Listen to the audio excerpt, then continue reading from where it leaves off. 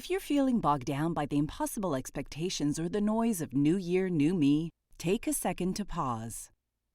Grow Therapy gives you space to slow down, check in, and start the new year from a more grounded place. Whether it's your first time in therapy or your 50th, Grow makes it easier to find a therapist who fits you, not the other way around. They connect you with thousands of independent licensed therapists across the U.S., offering both virtual and in-person sessions, nights and weekends. You can search by what matters, like insurance, specialty, identity, or availability, and get started in as little as 2 days. And if something comes up, you can cancel up to 24 hours in advance at no cost.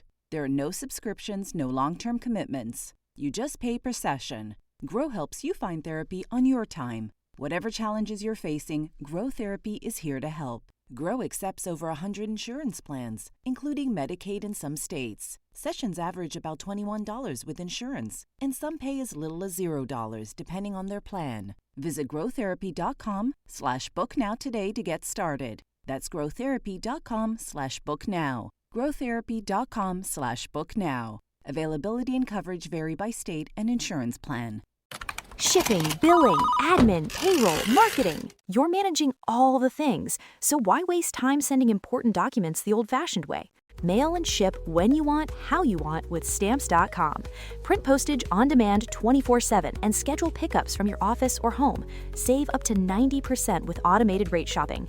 That's why over 1 million small businesses trust Stamps.com.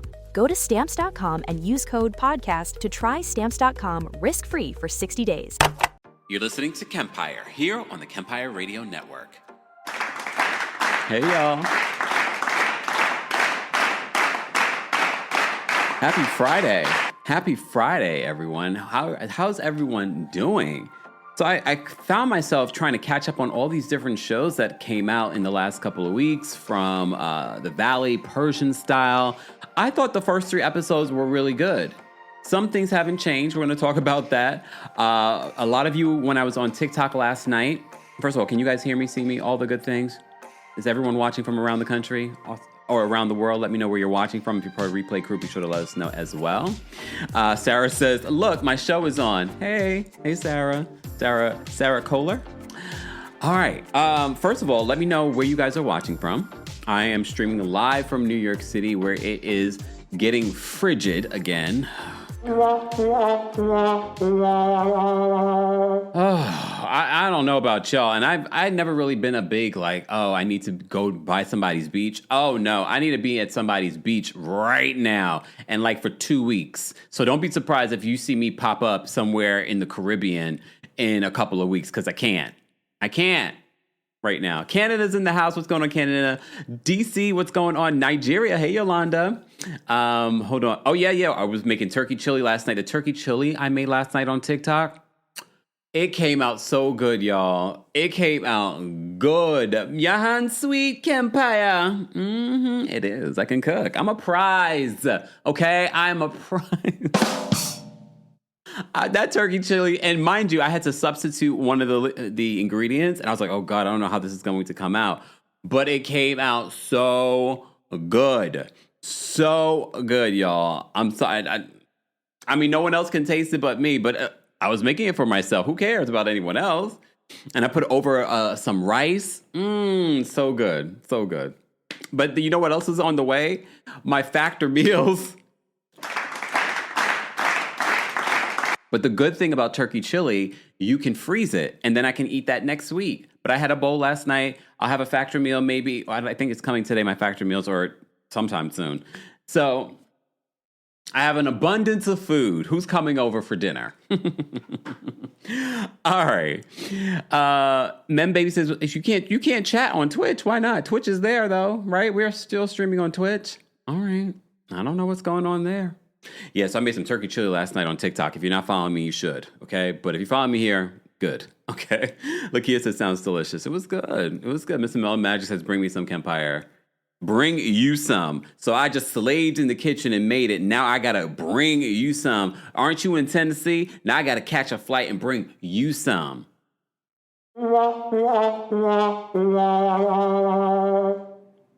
See why I got a date up? And not down. Ain't no way. Okay. All right. It's cold in Georgia as well. Bring back the warm weather. It must be something happening across the country. I don't know. Who cares? All right. Where do we want to begin? I'll first begin with, first of all, if you missed it, this week it was revealed the Real Housewives Ultimate Girls Trip, the new iteration road trip. I already told you in my exclusive. Nene was never offered a full-time contract, but she did come out and confirm that she will be a part. She made an appearance. She's already filmed a scene. She didn't reveal who she filmed the scene with, but I did. It was Portia. I told you that Portia's an industry plant. She's going to probably unblock me, then block me again. Who cares? But Portia, before you go. Wait, Portia, before you go. 265 days. No. Portia, wait. Portia, I too agree. I kind of wish that you had stayed a little bit longer on Traitors. I do wish that you would have stayed a little bit longer on Traitors. And for those that are here, we are going to talk about Traitors. So, if you don't want any spoilers, I get it. It just came out late last night. So some of you have not had an opportunity to actually watch it. So I'll give you a little heads up when we get into Traitors. But, okay.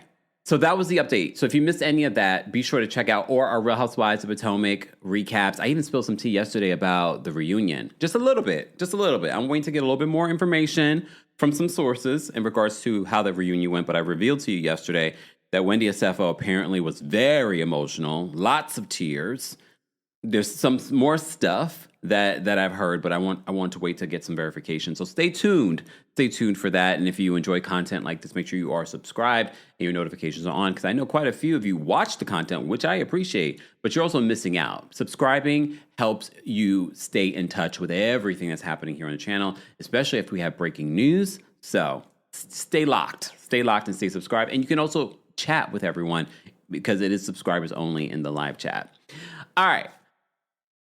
Where do I want to begin? Okay, first of all, I'll say thank you. Thank you so much, DNG Me Now. I don't know what that breaks down for, but thank you so much for the super chat. They say Happy New Year, Camp. JRT's from Hampton, Virginia. Okay, all right. Thank you so much for the super chat. We appreciate it. Guys, you can also support just by liking today's video, sharing the video. Sharing is caring. Some people don't know that we're live. Exactly. Leah says, Team TIFFANY. Like the company. We got to talk about that because she went, I didn't want her to, never mind. Before I said I was going to give you a heads up. Let's talk about the Valley Persian style, okay? I watched it, y'all, and I'm in. I watched the first 2 episodes, not last night, the day before. And I was like, okay, they have a full cast. Yes, we have the 3 OGs from Shahs of Sunset. For those that don't realize, we used to recap Shahs of Sunset. You can still find them here on our YouTube channel. Just look for the playlist or just Google Kempire Shahs of Sunset. They should come up. We used to recap it. So there are some mixed feelings because I remember I really did not like Reza. Reza, based off of the edit, he definitely seems like he's grown a little bit. He's definitely grown, hasn't really changed, but he's definitely evolved. Mercedes, I guess she's not going by MJ anymore. They're all calling her Mercedes. That's her name, but we never really called her. We called her MJ. I'm still calling her MJ. It's just easier for me. And Glonessa, Gigi, we used to call her Gigi. We don't call her Gigi anymore. Okay. Gigi, for me, the first 3 episodes really centered around Gigi and her not growing up. So Gigi's trying to find a new house. She's trying to find a new house. Her son's adorable. It feels like, oh my God, where did time happen? Because I felt like we all were together when we were recapping the show not too long ago. Her son is 5 years old. Adorable. Mercedes' son, I was like, when did Shams get this big? But yes, it's been a while since we've seen them.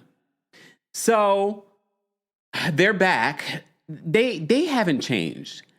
They haven't changed at all. It's so interesting because they've been on reality television for so long.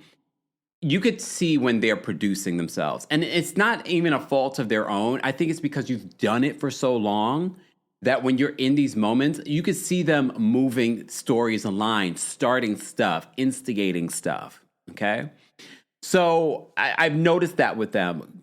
But Gigi, I don't know, y'all. I'm liking the new cast. I like the new cast overall. A lot of these marriages seem a little fractured. Okay? I don't remember everyone's names. However, I will try, okay? But the OGs, okay, we already know that Mercedes and Tommy have filed for divorce. These first 3 episodes, we're seeing cracks in the foundation, but I think there's always been cracks in the foundation. But I also see love there. So I'm actually surprised by the end of the season that they filed for divorce. At one particular point, it was episode 2, Tommy was crying. I almost was like, I clutch my invisible pearls. Okay? Chloe says, Mike on this. No, Mike is not on this. You remember the charges Mike faced? They are not bringing Mike back. That's like bringing Jax back. Nope, they're not bringing him back. No. He's been charged with stuff like DV. No. A lot of people speculated they thought Shots of Sunset ended because of him. I don't think so, because those things happened maybe like several weeks after. So I feel like there's something bigger that happened in regards to Shots of Sunset getting canceled. I don't know why it got canceled. It seems like it may have been something more behind the scenes kind of thing. And I don't think it had anything to do with Mike. But yeah, girls, what's the tea says, yeah, don't bring back Mike. I know, I love Amir. Amir has my heart. Let's just talk about it, because I can't remember every single detail of 3 episodes. Amir is one of the new cast members. He's married to another beautiful woman, but he was married before. When I heard his story, I'm like this in the kitchen. Oh my, what? Because he seems like such a sweet guy. He seems like a really genuine, sweet guy. I don't like the fact that he wants to have more babies, and his wife has already told him that she doesn't want any more babies. They already have 3. She doesn't want. She says shop is closed, but he's like, he wants more. He's an only child, but he was married before Amir. I don't have a solid picture of just Amir, but Amir's on the far right with his beautiful wife. They're a beautiful couple. And I'm concerned, because I hate when beautiful couples that seem to have a really good relationship come on reality television, because then all of us put our bad juju, we don't got bad juju, but other people, they're like, oh, that's not going to work. That marriage is going to fail, blah, blah. I don't like, and they're Persian, so I know they believe what I believe in, like the evil eye of it all. I was like, no. They seem like they are such a beautiful couple. The couple next to them, Greg and Tannen, they are probably going to be better off friends. But remember, Greg had a beautiful story about her. He wasn't too sure. He was playing games when they were first getting together, but then she got into a really bad car accident in front of him, and she almost lost her life. So that brought them together. I think, though, they would be better friends. I think they've grown apart. And it's so crazy when these couples come on reality television and basically it looks like they're coming on reality television to get a divorce. But I like them as friends. I think even if they divorce, and I hate to say that because maybe they are working through it and they're in counseling now for all we know. But you come on a reality show and we're dissecting it and talking about it, okay? But they seem to be better friends than they are lovers. They sleep in separate rooms. Well, here's the thing. One of my best friends in high school, his parents slept in separate rooms. They're still married to this day. Because the dad had terrible snoring problems. I don't know if that's the issue with Greg and Tannen. I don't think that's not what they've said. She just says that she sleeps better without her husband next to her. And I could see that, because here's the thing, and I'll say this about me. I'm good with like cuddling, but I can't cuddle all night, because then eventually I need to get comfortable.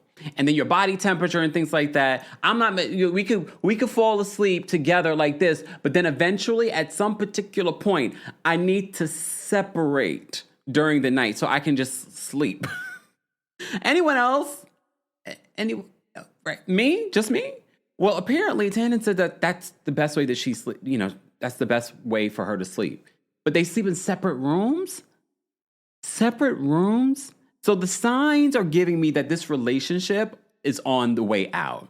Because then she also talks about when he goes out, he's getting other people's numbers and he just doesn't know how to say no. The signs are telling me this relationship is headed for divorce. She says there's a lack of communication. I don't think it's a lack of communication if your husband goes out to the club or he's out and about and this lady asks for his number. He doesn't know how to say no. And she's calling you at 2 a.m. in the morning. Jamie says, same Kempire, same. I need my space. Like, I don't mind cuddling. I like cuddling. I'm a Taurus. We like, sensuality and touch and things like that. I'm a very touchy person. Okay, with people I know. Okay, not strangers. Germs. But, eventually I need to separate. Probably once you fall asleep, I'm like, all right, let me go to sleep now on our king size bed. I don't have a king-size bed here, New York City apartments. My previous house, king-size bed. You can just starfish in the bed. But they sleep in separate rooms. He's getting numbers. He seems like a nice enough guy. I think they are going to be lovely friends after their divorce. Okay? Teresa says, when Kemp calls it, it happens. I don't want to wish that on them. I think they're both lovely separately, but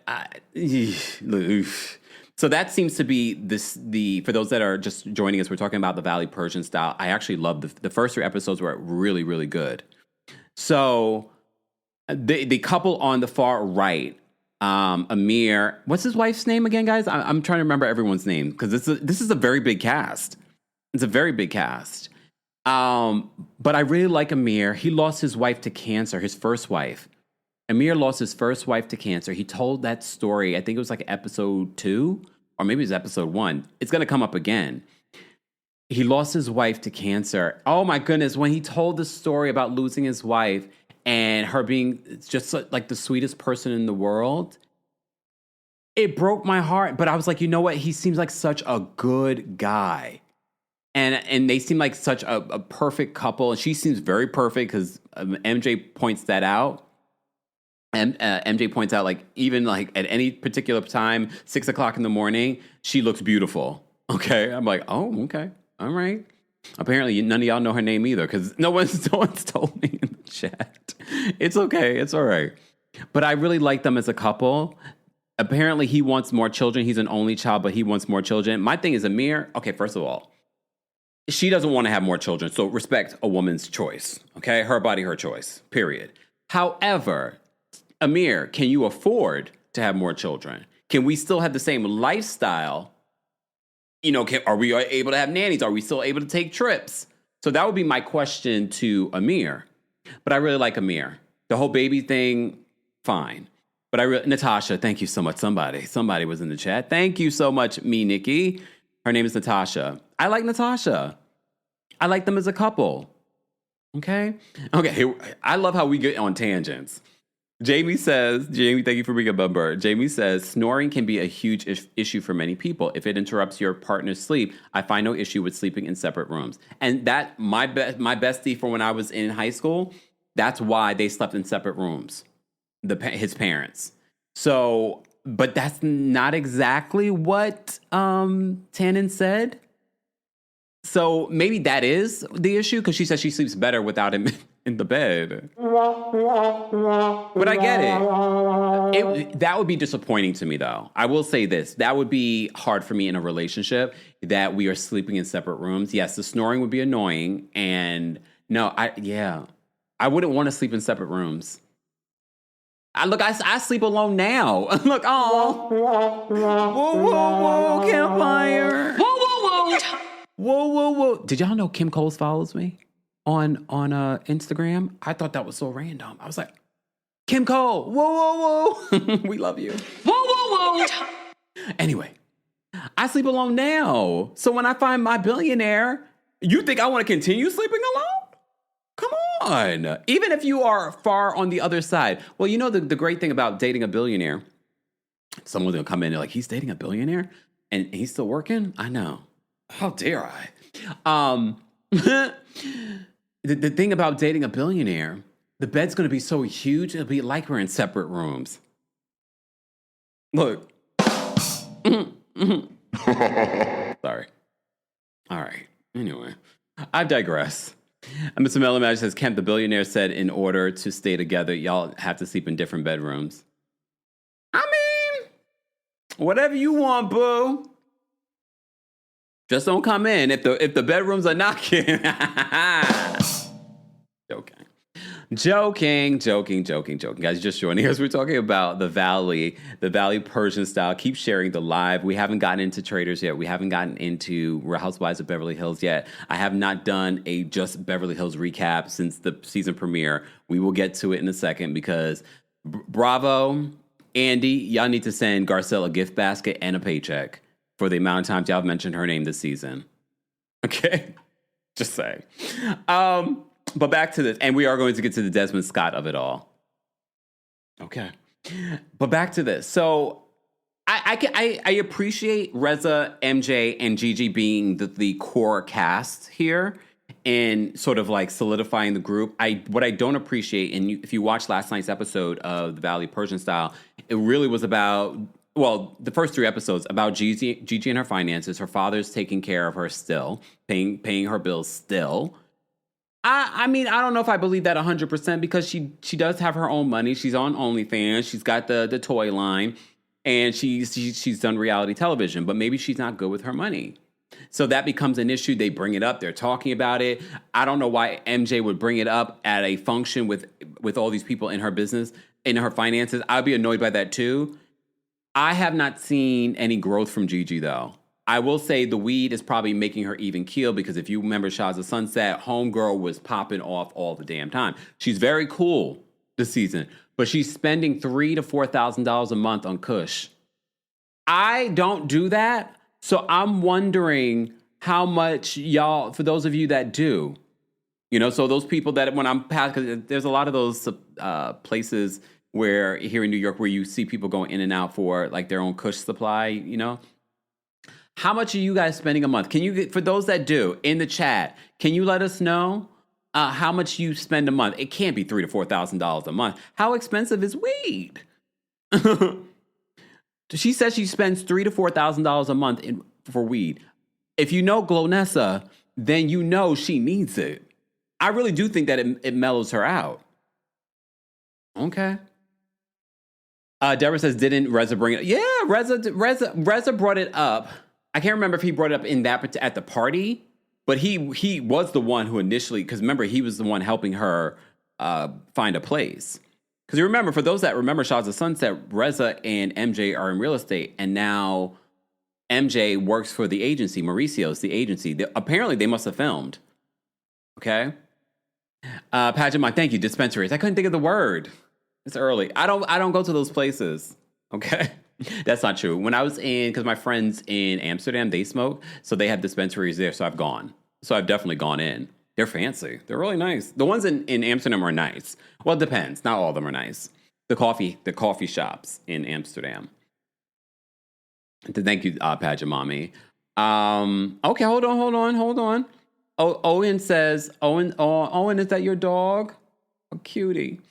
$50 to $80 a month. Oh, that's cheap. That's not bad. In comparison to Gigi is spending $3,000 to $4,000 a month. That means she's perpetually high, right? She needs it though. Y'all remember her, right? Oh, hold on. Heather says $200, no taxes with MedCard. Really? Oh, look, I'm learning. Look, we're learning something new, and we're not judging. Please understand, we are not judging over here. Oh, hold on. Ren the friend says I spend like $400 a month. Wow, but still, it's nothing near what Gigi's spending $3,000 to $4,000 a month. His Bookie Bear says a few hundred. All right, okay. What is a few hundred getting you though? Are you getting like blunts and stuff? Little blunts, like what is it getting you? Like how long does that last? Hold on, not the potheads coming out of the woodwork. No, I'm playing. I appreciate the transparency. Thank you guys, because we're trying to learn for us people that don't. I can't imagine smoking. My voice is my look. Y'all know I am a singer, but I was like a professional singer. My voice, I can't be smoking stuff. Philly says, I spend like $1,000 a month. How much is that though? Like, how often are you smoking? Oh, hold on. Everybody's coming out the woodwork. I love it. I appreciate the transparency. Bloomingtail says, I spend like $100 every other month and I take a few puffs at a time. Oh, all right. Hold on. Okay, good weed isn't cheap, but $4,000 is ridiculous. Okay, all right. Just says, not the potheads. Look, Millie, I'm trying to figure it out. Millie says, kept figuring out the measurements of the weed. Yes. All right. Angel says, Kempire, I'm sure she's not only smoking. Wait, I'm sure she's not only smoking. She's doing edibles and flower. What is flower? Okay, hold on. Now you got to teach me what that is. I know what edibles are. What are flowers? What do you mean? What are flowers? $300 can be 4 ounces. Okay, is that a lot? Oh my God. Okay, D, do not judge people's spending habits in here, okay? This is a safe space. D says $1,000 per month is excessive. We're not judging each other. We can judge Glonessa, okay? We're not judging Glonessa. I mean, we're not judging. See, Miss Mellon says, what are flowers? The little pageant mom's like, what are flowers? Come on, we're learning. We're learning. This is for educational purposes, YouTube. Do not limit us, please. Oh, it's the bud, Belisha says. All right. Flower is the greenery. But what do you do with that? You smoke the flower. Wait. Okay, I'm not understanding, but okay, so wait. It's the bud. Okay, so what, you light that up and you, okay, well, this is too much. Kemp, is this a sting operation meaning that? It's not. Okay, Aaliyah says flower is the weed from the ground. Okay. Flowers are what you actually smell. And that's another reason why I never could get into smoking stuff like that. I don't like the smell. And why I wouldn't date. So for you potential bachelors, I'm not going to date you if you smell like weed. Because to me, that's an odor that I don't like. So to me, you stink. No shade to anyone else. But I'm just saying, I don't like the smell. I don't like the smell of cigarette smoke either. Hey, Alexandra. Thank you for the love. Okay, hold on. Okay. Heather says, thank you for, hey, Heather Lock Dealer says, flour is what you roll into your Swisher Sweet. You are speaking a whole other language right now. All of that sounded like Japanese to me. The illegal eagle in the building. Miss Esquire says, I advise y'all to assert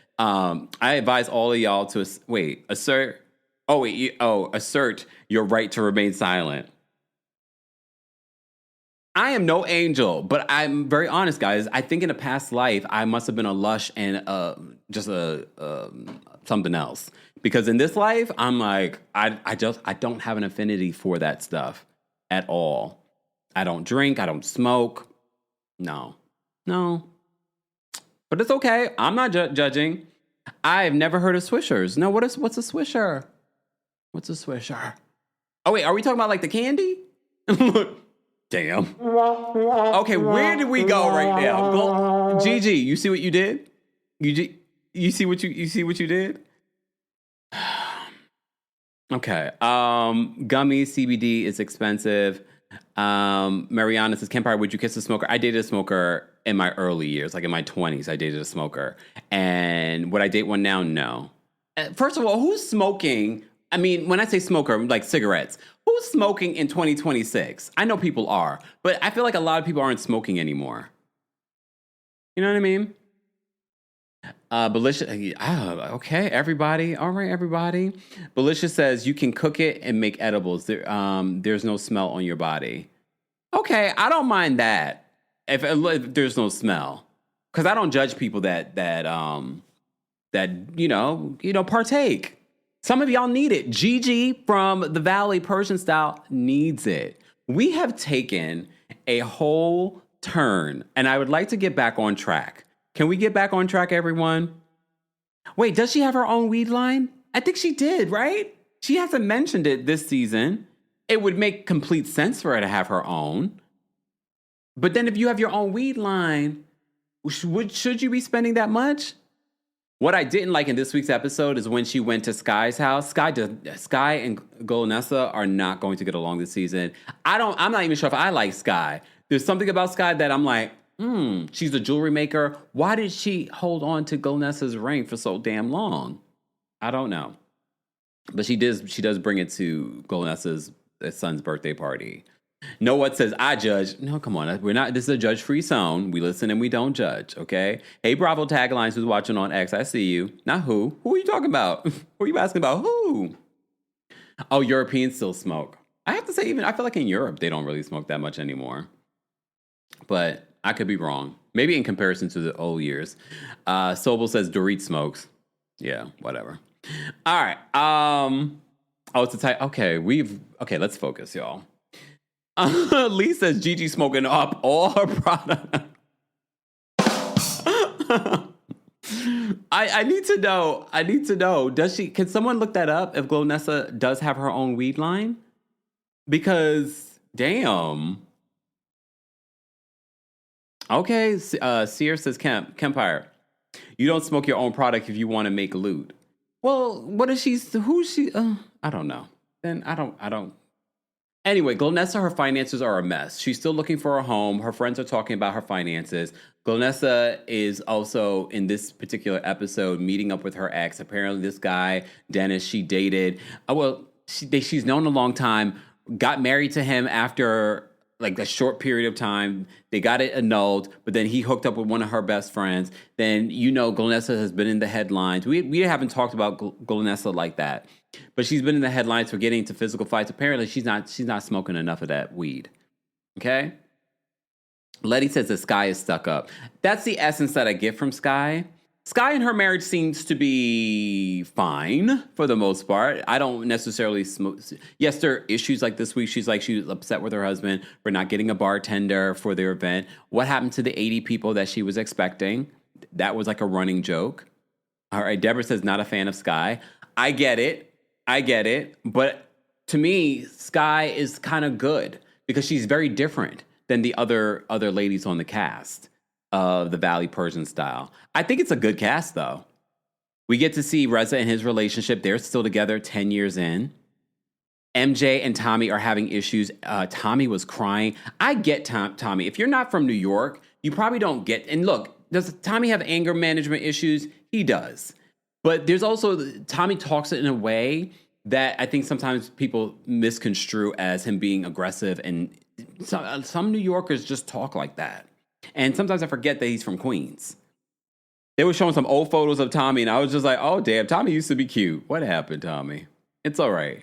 I just can't believe they filed for divorce because I do feel like there's a love there. Oh, they do. She does have one. Belicious looked it up. Thank you, Belicious, and for being a member. She says, according to Google, Golnessa's line is called Wusa and still open for business. That's what I was wondering. My thing is, if you're spending that much on that, you better be invested. Thank you, SW. Look, it's called Wusa. I think that's beautiful. I love that name. That's a good name. Wusa, because she completely is not Wusa. And you could tell she really values the weed. For $3,000 to $4,000 a month she's spending on weed? All right. Okay. So MJ's mom, Vita, is still there, okay? And still the same. She looks the same, too. Isn't that kind of crazy?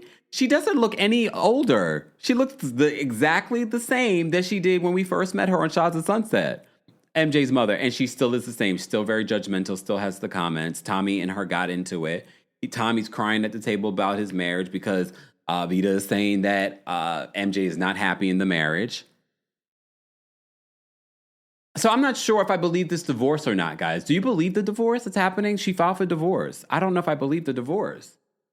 Because I do believe, like, you've put up with this man for so long. What was the breaking point? I guess we have to wait and see what the breaking point was. Do we find out that he cheated or something? Like, I don't think that he cheated. He even said that. He's like, she knows that he's a good man. Here's the problem, though, with Tommy. Tommy is still holding a grudge against Reza. And one of the things I said last night when watching this, and I said this on X, shout out to X. I said, I don't think that MJ and Reza really got over their issues. And I do not blame them. I do not blame them at all. not seeing it for each other because of some of the things that were said on both sides. Okay. But then they flash back to Tommy breaking up Reza's backyard. So after all these years, Tommy still does not see it for Reza. Tommy does not want to be around these people. He does. Yeah, Tommy is like Tommy from Power, who I love. Power. He doesn't see it for them. He doesn't want to be around them. It's a part of the storyline. Hey, Bravo, babe. It's a part of the storyline that he does not. He'll pick her up. He'll drop her off. He doesn't want to be around this group. But he's filming with her. Here's the thing, though. I think when Shots of Sunset ended, they all were struggling financially. What does Tommy do for work? Didn't they say he was a podcast editor? Her podcast editor? Because remember, she had a podcast too. I don't know if she still does. I mean, it would make sense, MJ, to have a podcast now. Because you could talk about and give the behind the scenes. I know she goes on Jeff Lewis and stuff like that. And doesn't she also go on Stassi? Not Stassi. What's that other girl's name? Shenanigans. That one. Sheena. Damn. Poor Sheena. You forgot your name already, girl. Anyone watching the Vanderpump Rules? No? Oh. Whoa, whoa, whoa. Okay. Millie says Tommy does what Tommy from Martin did for work. Well, no, it said podcast editor. I think he's her podcast editor, so I don't think he's working. Desiree says Tommy's boycotting all events. So he doesn't see it for any of her friends, even the new friends, but the new friends haven't met him and they want to meet him. All right. There's another Reza on this cast. Y'all. Reza J. I was a little shocked and I was like, oh, good. Finally, we have someone a part of the Ligga Bigga Tigga community on this Persian show. I was wrong. I shouldn't have assumed. Okay, he's a very metrosexual. Reza J, we get to see him dating. He's a bit of an F-boy. I will say this. I'm not going to say this about him directly.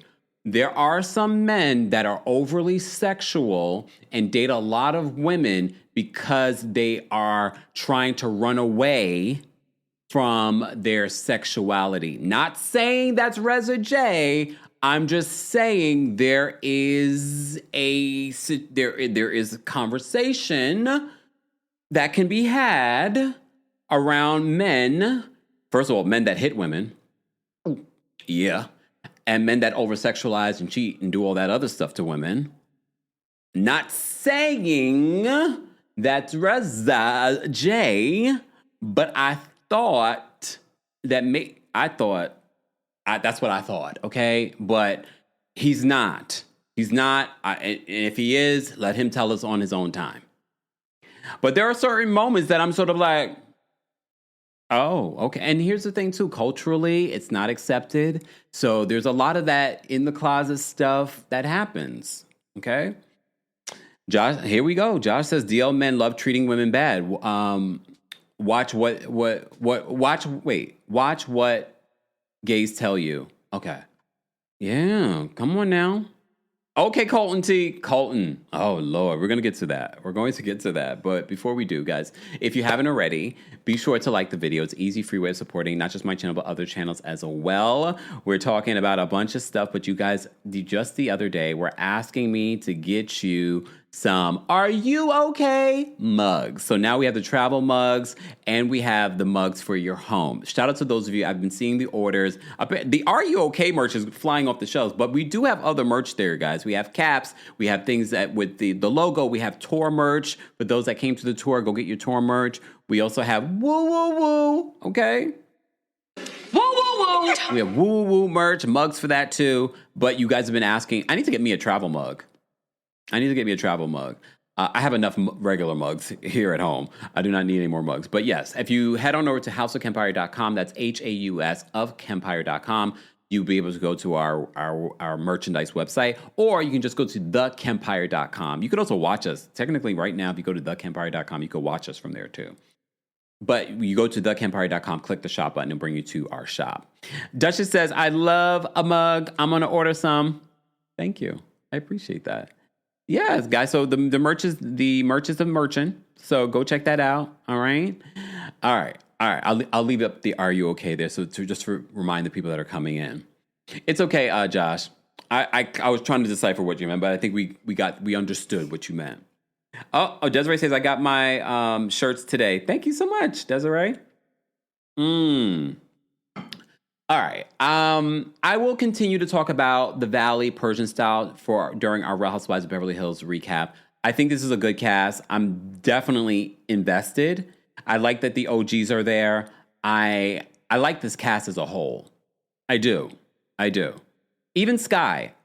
Sky and Tannen are really close. I like the fact that Tannen's a COO. All right. Thank you, Bravo Babe. Says, ooh, babe, I think I'm officially in the club ordering now. Thank you. Appreciate that. And I love Amir. Amir is still trying to convince his wife, Natasha, to have more babies. Okay. And Tannen and Greg they came on this show to get a divorce. Millie says, I forgot about Beverly Hills. Well. Whoa. Okay. All right. Let's move on. Now we can skip. We're going to talk about Beverly Hills in a moment. Maybe I should talk about Beverly Hills now and then talk about Traitors last. Yes, let's do that. Let's just switch it up a little bit today because I feel like I rush talking about Traitors when I really want to simmer in it a little bit. Okay? All right. So let's talk about Real Housewives of Beverly Hills. I did watch a little bit of the after show. I didn't get to see the last 5 minutes. I will say this. Sutton, and I love the fact that Kyle was just like, and that is Sutton Strack, basically, meaning that Sutton has not changed. Jennifer Tilly, I don't know why you want to be on the show. I love Jennifer Tilly, but this season, I think by the end of the season, she's going to come across so unlikable. And I don't know why you're even friends with Sutton. That could not be a friendship that I could be in, where you are basically walking on eggshells with your friend. I could not. Maybe because you're both a Virgo, so you're able to deal with that on some level. I could not. And the amount of times that they brought up Garcelle in this episode and Avi. Take a drink every time they mention Avi in this episode. Where are my notes? Let me open up my notes because I did take a couple of notes in regards to this. Did you guys see Dorit on Watch What Happens Live? She didn't look herself. She looked stressed. I was surprised. And she talked about how during the season she felt like she didn't look her best. I feel like you look better than you did last night on Watch What Happens Live. But okay. All right. All right. So one of the things that I want to do, it's been on my list and I need to do it. Go to Sedona and go to the Vortex. That is something I want to do. And I want to meditate on the Vortex. I want to bring a crystal to the Vortex. Okay? So in this week's episode of Real Housewives of Beverly Hills, Amanda meets up with the group and she's like showing off. I will say this, guys, I'm turning a corner when it comes to Amanda. You know, I've been trying to give Amanda grace, but I'm looking at Amanda like, okay, Amanda, you're a little annoying. Like I was trying to keep an open mind because I see what they're doing with Amanda. I see what production is doing and I see what the cast is doing. They're beating up on Amanda because she's the newbie. And I'm trying to give her some grace, but she is a little annoying. One of the things that she said last week, I want to bring up again. So one of the things that, because they asked her the question in confessional, do you ever feel like insecure or out of place when you come into these rooms? And she's like, no, never. I feel like wherever I am is where I'm supposed to be. And I said, oh. And then I literally heard Oprah say the same thing recently. And she said this multiple times, Oprah, over the years, but she recently said it again because she's on the promo trail for her new book. And I said, that is a mentality that we all could learn and take from. Okay? Because I think sometimes when we show up in spaces that we're not normally in, you have that insecurity. And Oprah said it, and she probably got it from Oprah, Amanda. Okay? OMG Steph says, Amanda is annoying, but I still like her on the show because at least she's doing something. And she's new. You got to give her some sort of grace. For me, she's a character. She's a character because there are certain moments that in this episode that made me go, oh, okay, Amanda. Like she's good for television because there's something off about her. Whatever's wrong with her, I kind of like it. So she comes in and she's showing off her Chanel book bag, and Sutton doesn't like her at all. But who does Sutton like? You see how Sutton treats Avi. You saw how Sutton treated Garcelle. You see how Sutton treats her best friend of how many years, Jennifer Tilly. So I'm not expecting anything from Sutton. Sutton is coming into the season saying that she has changed. She has not changed. She just changed the direction of who she's focused on. So when she was beating up on Dorit and on Erica, she's now focused that attention on Amanda. But Amanda's not fazed by Sutton. She's not like, oh my God, boo-hooing or crying about it. Okay? Leah says, what did Oprah say? Oprah basically said the same thing Amanda says, because people talk about how a lot of times she's in rooms with people that do not look like her. It's a bunch of men, a bunch of white men. And she says she always walks into those rooms never feeling like she doesn't belong there. She walks into those rooms feeling like she belongs in those rooms. So basically the same thing that Amanda said last week. All right. Vallejo says, why is Sutton still on the show? Ego? It can't be the money. We know that she doesn't need the money. Ego. And the fact that she probably doesn't have any real friends in real life. So this is the time that she's able to have real friends. And they're not even real friends. These people do not like her. They're tolerating her. Sarah says that Sutton doesn't like anyone. She's insecure. She's very insecure. Very. Kira says Sutton was more tolerable when she was drinking. You didn't see her drinking this episode? Sutton was a little tipsy because you saw her drinking the wine. Sutton, I normally cannot tell when someone is inebriated. I can tell with Sutton. Sutton was definitely either inebriated or medicated. I don't know. Desiree says she's trying to redeem herself, and it's not coming across authentic. It's coming across you're trying to do damage control. And I don't know if you watched the after show. If you watched the after show, when Sutton is talking with Jennifer Tilly about what Jennifer said on the show about this is why Garcelle left, because Sutton, it's always about Sutton. That is such an awkward conversation because Jennifer Tilly is trying to backtrack. It's like, I don't think I said that. I think that's not exactly what I said. Because I never really had a conversation with Garcelle, but I don't. And then Sutton's just looking over at her like, that is not exactly what happened with Garcelle. You know, of all people, I was really hurt when Garcelle and I friendship ended. So it was very awkward. So if you didn't watch the after show, that alone could be worth watching. It's within the first 10 minutes. So Desiree says that Kyle added extra sauce to it though, because that's what Kyle does. Kyle is a producer on the show. She's been on the show so long. This is why people are so mad that she's going to be on Ultimate Girls Trip again. They're like, we don't need that. We need a break from Kyle. The oversaturation. My thing is, if Kyle was smart, she'd be like, you know what, guys, I'll be a part of it, but I don't want to be a main cast member. It's oversaturating your brand. Not to say that she has much of a brand. Okemia says that I hate that Garcelle gave Sutton so much allegiance. Well, not anymore. She's done. Virgo Leo Cap says, I'm living for Kempire's impressions. I think that Jennifer Tilly one was pretty good, right? I think that was pretty good. But it was awkward. It was awkward to watch the after show because Jennifer Tilly was definitely trying to backtrack on it. But yeah. Miss Esquire says, I hate to say it, but Sutton is a Virgo in distress. We do this sometimes. Really? Do tell. Are you going to call in? Do tell. I need you to explain what you mean by that. Because you know I have a lot of Virgos in my life. And I'm just like, y'all work my nerves. Singer DST says, Kempire, keep that impression for Jennifer Tilly. Foxy says that Garcelle is done with Sutton. No, she really is. And she should be, especially after this season and how she's talking about Garcelle on this show. She should definitely be done with her. Singer DST says that Garcelle said that the door is closed. Ooh, Virgo Leo Cap says, you right, Miss Esquire. We do this. Oh, I need you guys to call in and explain. Please call and explain because I need to understand. Because I have never met a Virgo like Sutton, thankfully. Or maybe I have, and I just haven't realized it. Stay tuned. Stay tuned. Guys, you're just joining us. We're talking about the latest episode of The Real Housewives of Beverly Hills. I know you're not watching it, but I'm here to recap it for you. I'm suffering through. Okay.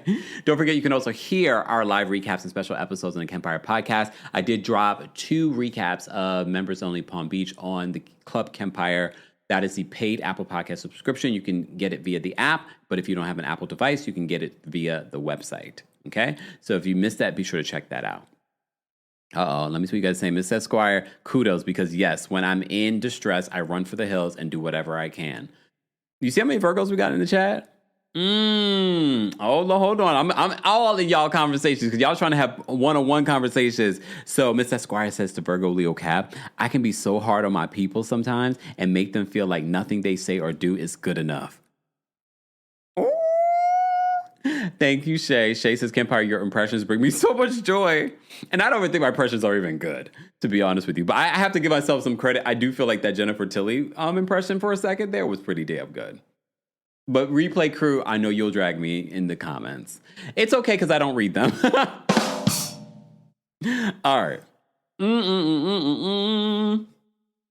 All right, let me move on. So, damn, I haven't even focused. I've digressed so much. Jennifer keeps talking, and so they end up, a small group of them. It was only, Sutton, Jennifer Tilly, Amanda, and Kyle go for the vortex. So, I will say this, y'all. Amanda says that Jennifer Tilly is talkative, and everyone. What's her name? Erica went as well. And Jennifer is just talking, and Amanda just asks, like, is she always this talkative? And they're like, Erica asked if Amanda even knows who Jennifer Tilly is because she says she's a millennial. I'm a millennial. I know who Jennifer Tilly is. Okay, she's not that young. Okay, if she was like in her 20s, I could probably say that. But she's not, maybe she's not. Maybe a little cut. Maybe she's like just making millennial. No, she's like nearly 40. Okay, look, Tiffany says, I do that sometimes as a Virgo too. Lord have mercy. Oh, Letty says, Virgos can be mean. I'm just saying. Oh, okay. All right, fine. Oh, the Virgos are about to fight in the comments right now. So I agree with Amanda. Jennifer's being a little annoying this season. Anyone else? And it could be because they're showing her so much. It's like she's carrying the season. Is no one else willing to work this season? Because she's constantly asking questions and she's constantly talking. But that's also very Virgo. Very talkative bunch. Which for me, as a Taurus who doesn't mind a little quiet and doesn't really need to talk a lot, I'm good on... I'm good on, someone talking a lot more. But sometimes, like, when you really want quiet, sometimes you just want to be like, shut up. Just shut up. Just shut up. All right. Moving on from that. Kyle talks to Erica a little bit about Dorit being frustrated with her and her going over Dorit's house the other day. And Dorit being frustrated with Kyle regarding the PK of it all. This is probably the only time I'll defend Dorit. Kyle has a way of even, and it could be because she's a Capricorn. You Capricorns weigh in. It's like she can't even pretend. She can't even pretend for her friend that she's on her friend's side. It's very Virgo. She can't even pretend like, girl, I'm rooting for you. I'm rooting for you. Okay, I'm rooting for you. But she can't do that. She's just like, but is PK really like that? She can't even do that for Dorit. Because she then says that Mauricio says that PK is a great dad and that Dorit is blocking PK from seeing the kids. Here's the thing. That's the one thing I actually believe Dorit. Because it's not like we don't see PK out and about in London. You know what I mean? So I can't say that he's a great dad. I can't say that she's a great mom because I don't really see her mom. I'm not around her. But I just don't. Okay, Ariana says we can't pretend. That I don't have a lot of Capricorns around me, but I that's the sense that I get. Look, V says, nope, us Capricorns don't fake it. See? That's why y'all should be, because I don't think Virgos can fake it either. Tauruses, we can fake it more. Of the earth signs, we probably can fake it better than the other ones. I mean, it drains us though, so we'll have to get away very quickly. But we'll be able to okay. Okay, all right. So this is what Mauricio had to say about PK. PK basically is a good father, and that Dorit's blocking him from seeing the kids. I don't know if I believe that. What do you guys believe? So the other ladies, boring scene, they go shopping. Fine. Dorit says she doesn't like that Kyle is making excuses for PK, understandably. Rachel said that she also noticed Kyle's behavior. Rachel was being a good friend to Dorit. What's Rachel's sign? I think we talked about this. What is Rachel's sign? Because I have to say, I agreed with Rachel. The last thing that you want is your friend to be making excuses or making faces where it seems like you're supporting this ex. You know what I mean? Like, I'm not a big fan of Dorit, but I kind of get where she's coming from with Kyle. Like, Kyle's annoying with this. It's like, do you not see me at all? Or see my side of things? She's very male-centered, Kyle. In my bag, 1111, I love those numbers, says, yep, I'm a Cap and it's hard to fake. Even if I try, my face will reveal how I really feel. Virgo for Rachel? She's a Virgo. Well, that makes sense. She definitely moves like a Virgo. She definitely moves like a Virgo. Especially if you know her from her other reality show. Oh, here go Josh. Here go the Virgos. Here go the Virgos. All right, Virgo. You got another one. There's, at least 3 Virgos on this cast? That's interesting. But this is why you need to know people's moon sign and rising signs. All right. Let's move on. So before dinner, Bozoma talks to Keely. So I felt for Bozoma because she's literally doing these hormonal treatments, and you can see that she feels tired. Her energy is different. Her energy is low. She has a conversation with Keely about her injections, and she's about to go for her sonogram. Here's the vibe, though, I got. He was like, I love you. He's like, I love you, too. I don't know. Something about that relationship feels a little performative. And again, maybe it's like what we see with Quad and King on Married to Medicine, that on camera, they act weird. Like they can't be natural. But we Googled, schmoogled, and we went down a whole rabbit hole with Keely and his past in acting. It's a long past. It was many, many years ago. But I don't know, something about this relationship. But we will see that they get engaged later on this season. Okay. All right. Amanda talks to Kyle because she has a friend that knows Avi. And that friend told her, I'll spill all the real dirt on Sutton. Apparently, she's saying this is what Avi's saying. Do I think Avi's saying that? I don't think Avi would say that. I'm almost 100% sure that Avi signed an NDA. And I think that's part of the reason why Sutton is saying, I don't believe Avi would say anything like that. Because he signed an NDA. You know what I mean? So, do I believe that there's dirt on Sutton that Avi knows? Yes. However, I'm just sort of like, I don't think Amanda's making it up either. Do you guys think Amanda's making it up? I don't think so. I do believe someone definitely said that to her. And it might not even just be Avi, because word on the street, when I was over there in West Hollywood, everybody knows Sutton, because apparently Sutton and her gays be up and down there drinking and having a good old time. So it wouldn't shock me that, the gays talk and they know stuff about her. So that wouldn't shock me at all. At all. So I don't know if I believe necessarily Avi would be the one spilling the tea, because I do believe that he signed some sort of NDA and he would face major ramifications for doing anything like that. Rachel says Amanda was for sure lying. Really? Wavekey says Amanda may be a scammer, but not a liar. Lies! Wait. What's Amanda's sign? Can someone find that out for me? What's Amanda's sign? I don't think we ever talked about that. Okay.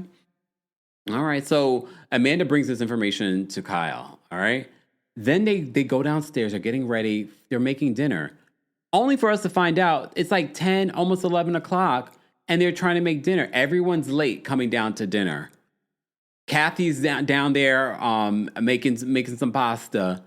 And everyone is still coming down, but Sutton didn't come down until like 11 something, and Sutton's the one making the chicken, the main dish. So they're going to end up eating like nearly 1 a.m. But that's not unusual for housewives, especially when doing filming this show. All right. So Amanda tells Sutton about the Avi incident. She pulls her to the side and she brings up the Avi incident. She says that Avi said to Amanda to hire him, it will piss Sutton off. And then it made me think, is that what happened when Garcelle invited Avi to her red carpet event for her Lifetime movie? Because everyone was talking about it. And here's the thing. We caught Sutton in a lie. First of all, Jennifer says that she spoke to Avi, and she thought that him not working for Sutton would be temporary, but he also thought that him not working for her would be temporary. So I'm not sure what happened there. Sutton says she doesn't believe that Avi said any of what Amanda's reporting back, and said that this isn't, if she's trying to become friends with her, this isn't a good way to do it. Sutton, Sutton gets really upset about this conversation because everyone starts weighing in their thoughts about the whole Avi of it all. She doesn't want to even talk about it. And they flash back. She says she's trying to go in a different direction right now. And they flash back to when she's turning out, like losing her mind. Wait, Amanda is a Virgo? Oh my, there is way too many Virgos on this cast. Another Virgo? Wow. Wow. Do they not check the astrological signs when they're hiring these people? That's interesting.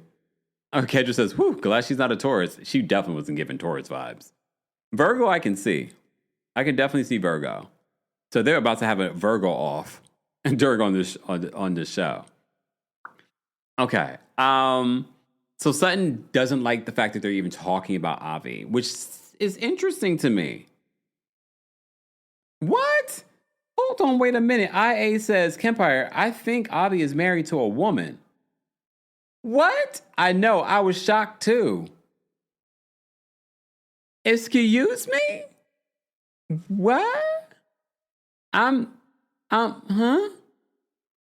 Avi's married to a woman. Oh. All right. So Sutton gets really upset. She says she's been trying to work on herself. She doesn't want to talk about this. She's like, if you guys want to talk about this amongst yourselves, that's fine, but I don't want to talk about it.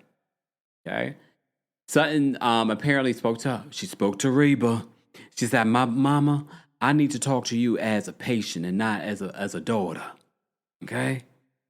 And she says, a lot of her anger from last season, she feels it stems from her marriage. And she feels like she took it out on other people. So what is going on right now? Sutton is trying to find every excuse to spin the narrative as to what happened last season versus what's happening this season. You know what I mean? So I find that to be very interesting.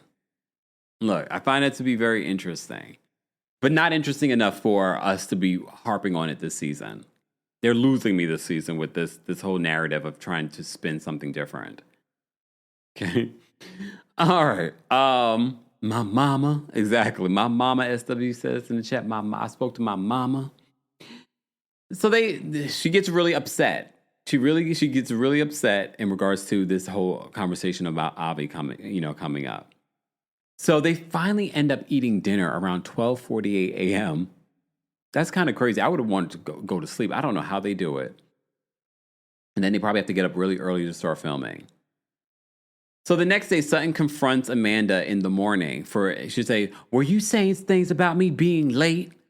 So she confronted her in the morning, called her Missy. She was like, oh, all right. Then Rachel talks about, she has a friend that's a life coach. She says she's made like a list of 30 qualities of what she wants her next partner to be like. And Amanda's like, oh, I've done that too. They want to harp on the fact that Amanda's always bringing up, oh, I've done that too, or I have that too. So they're constantly doing that. Okay.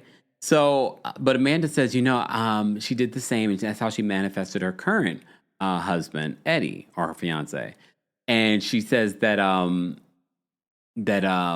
she says something that I was sort of like, why was this necessary to mention to people? But this is very Virgo, so it's making more and more sense.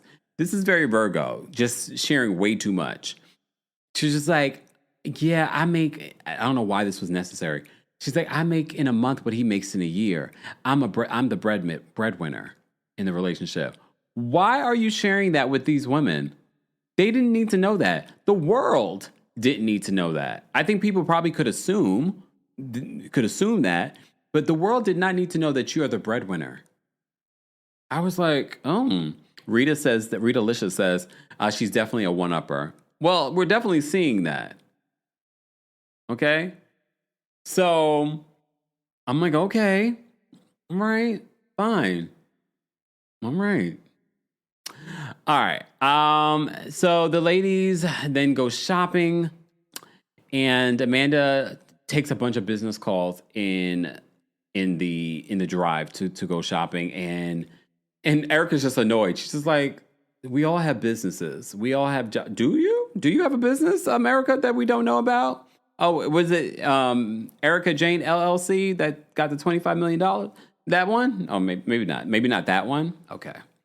But it was annoying because, first of all, it'd be different if you're working on your phone, but you're taking calls on the phone, and there are two people on either side of you. I doubt they want to hear your work calls. You know what I mean? But it feels like she was being performative to kind of show, like, oh, I'm working. I'm a busy woman. I mean, that kind of thing. I was like, okay. Did anyone pay attention to every time that they've gone shopping this season? I'm paying attention. I'm like, where is this money coming from, Dorit? Because you're complaining that you're not sure what you have to pay for or what you have to take care of because of PK. PK's not taking care of everything. So I'm like, where's this money coming from? Unless the credit cards that you're using, he's still paying for. I don't know. It'll be interesting to see what happens with Dorit and her finances in the coming years. Because, yes, Dorit makes money from being on the show. She makes a decent salary. I saw someone, I forgot where Andy Cohen was, but he was confronted and asked about Erica Jane and her spending and things like that. And he was like, well, she has a salary from this show. And then, yeah, but that salary from the show is not enough for the lifestyle that some of these women are living, especially not Dorit. The salary from the show, especially because, yes, let's say they make nearly $1 million. They're not getting $1 million. They have to pay agents and things like that and taxes. So, exactly. Akima says American Express lawsuit loading in 5432. I don't know. If you're feeling bogged down by the impossible expectations or the noise of new year, new me, take a second to pause. Grow Therapy gives you space to slow down, check in, and start the new year from a more grounded place. Whether it's your first time in therapy or your 50th, Grow makes it easier to find a therapist who fits you, not the other way around. They connect you with thousands of independent licensed therapists across the U.S., offering both virtual and in-person sessions, nights and weekends. You can search by what matters, like insurance, specialty, identity, or availability, and get started in as little as 2 days. And if something comes up, you can cancel up to 24 hours in advance at no cost. There are no subscriptions, no long-term commitments. You just pay per session. Grow helps you find therapy on your time. Whatever challenges you're facing, Grow Therapy is here to help. Grow accepts over 100 insurance plans, including Medicaid in some states. Sessions average about $21 with insurance, and some pay as little as $0 depending on their plan. Visit growtherapy.com/booknow today to get started. That's growtherapy.com/booknow. growtherapy.com/booknow. Availability and coverage vary by state and insurance plan. Shipping, billing, admin, payroll, marketing. You're managing all the things, so why waste time sending important documents the old-fashioned way? Mail and ship when you want, how you want with Stamps.com. Print postage on demand 24/7 and schedule pickups from your office or home. Save up to 90% with automated rate shopping. That's why over 1 million small businesses trust Stamps.com. Go to Stamps.com and use code PODCAST to try Stamps.com risk-free for 60 days. Patrick Mommy says maybe it's insurance. Oh, God. Oh, God. Amanda goes into the coffee shop and she says, "Can I get a ceremonial?" Oh wait, is your matcha ceremonial? Rachel Zoe is there and she's like, "What the hell is ceremonial matcha?" I have no idea. I have never heard of that before, but the lady seemed to know the answer and she answered it. And so Amanda tries to make an order, and she's just like, and mind you, these are two Virgos trying to make an order. But Rachel's sitting there like, what is wrong with this girl? Rachel doesn't seem to like Amanda either. I can see it. That's what I'm telling you. In this particular episode, now I've turned a corner with Amanda. I don't know if I like her either. I don't know if I like her. All right. So this is their last night in Sedona, and they go to the airport to have dinner. The thing is, I've heard of people doing this before. I'm not sure if it was in Sedona, but it's supposedly like at this particular restaurant, you're supposed to have a nice view. I don't know if this is that restaurant because the view that we saw wasn't very nice. You know? But I've heard of the people doing that. I can't remember if it was in Sedona. But they go to the airport. I don't know if this is the same airport they're going to be flying out of to have to have dinner. Okay, hold on. No one says ceremonial matcha is the highest quality. Okay, harvested in a certain region in Japan. Okay. Amy J's on speakerphone. Yep, Amanda was on speakerphone. Girl, stop. I agree. All right. All right. So Amanda confronts Sutton about what Sutton said, calling her Missy. And Sutton basically says to her, if I'm mad at you, you'll know it. But she says, I was maybe a little agitated because of the whole comment about her being late. So Sutton denies that it has to do with Avi. Okay. Erica doesn't want to hear about Avi anymore. She says, we're already at the airport. That made me giggle to myself. Every once in a while, Erica has a good one-liner in her confessional. She's like, I don't want to hear anything more about Avi. I'm already at the airport. Okay. All right. This is already a bad night. So Sutton thinks that Amanda is using her to get attention. Sutton refuses to talk about it, and she doesn't want to be included in these conversations. So this is where she delves more into it. She's like, you guys can talk about it, but she doesn't want to talk about it. But here's what stood out to me in this conversation. Sutton admits that her and Avi had a falling out. And I saw on Watch What Happens Live, Dorit said, we didn't believe Sutton when she said that, oh, she didn't need him anymore, things were changing. So here, Sutton basically admits that's not the reason why she let Avi go. She said that they had a falling out. So as everyone is bringing it up and talking about it, Jennifer Tilly decides that she's going to chime in. But before she could even say anything, Sutton says, please stop. And Jennifer's just like, but I wasn't going to even mention what they're mentioning. I was going to say something else. She's like, please stop. I'm like, oh. But this is exactly the problem that people have with Sutton. This is who Sutton is. This isn't Sutton Brown. This is Sutton Strack. And that's exactly what Kyle says. She even gets snippy with Kyle. And then Amanda, this is why I think Amanda's funny. Amanda randomly says to Sutton, do you cry often? It's so random. It's almost like, hear me out. Because some of you didn't like Mary Cosby in the beginning. But those quirky little moments stood out to you. That's what I get from Amanda. These quirky little random moments where she's just like, do you cry? Like random. We are talking about Avi. We're talking about something else. She'll come out there and she's just like, do you cry often? Sutton looks at her like, what? I was like, wait a minute. So Jennifer gets up. She excuses herself because Kyle's going to the bathroom. Are you going to go to the bathroom? I'll go to the bathroom with you.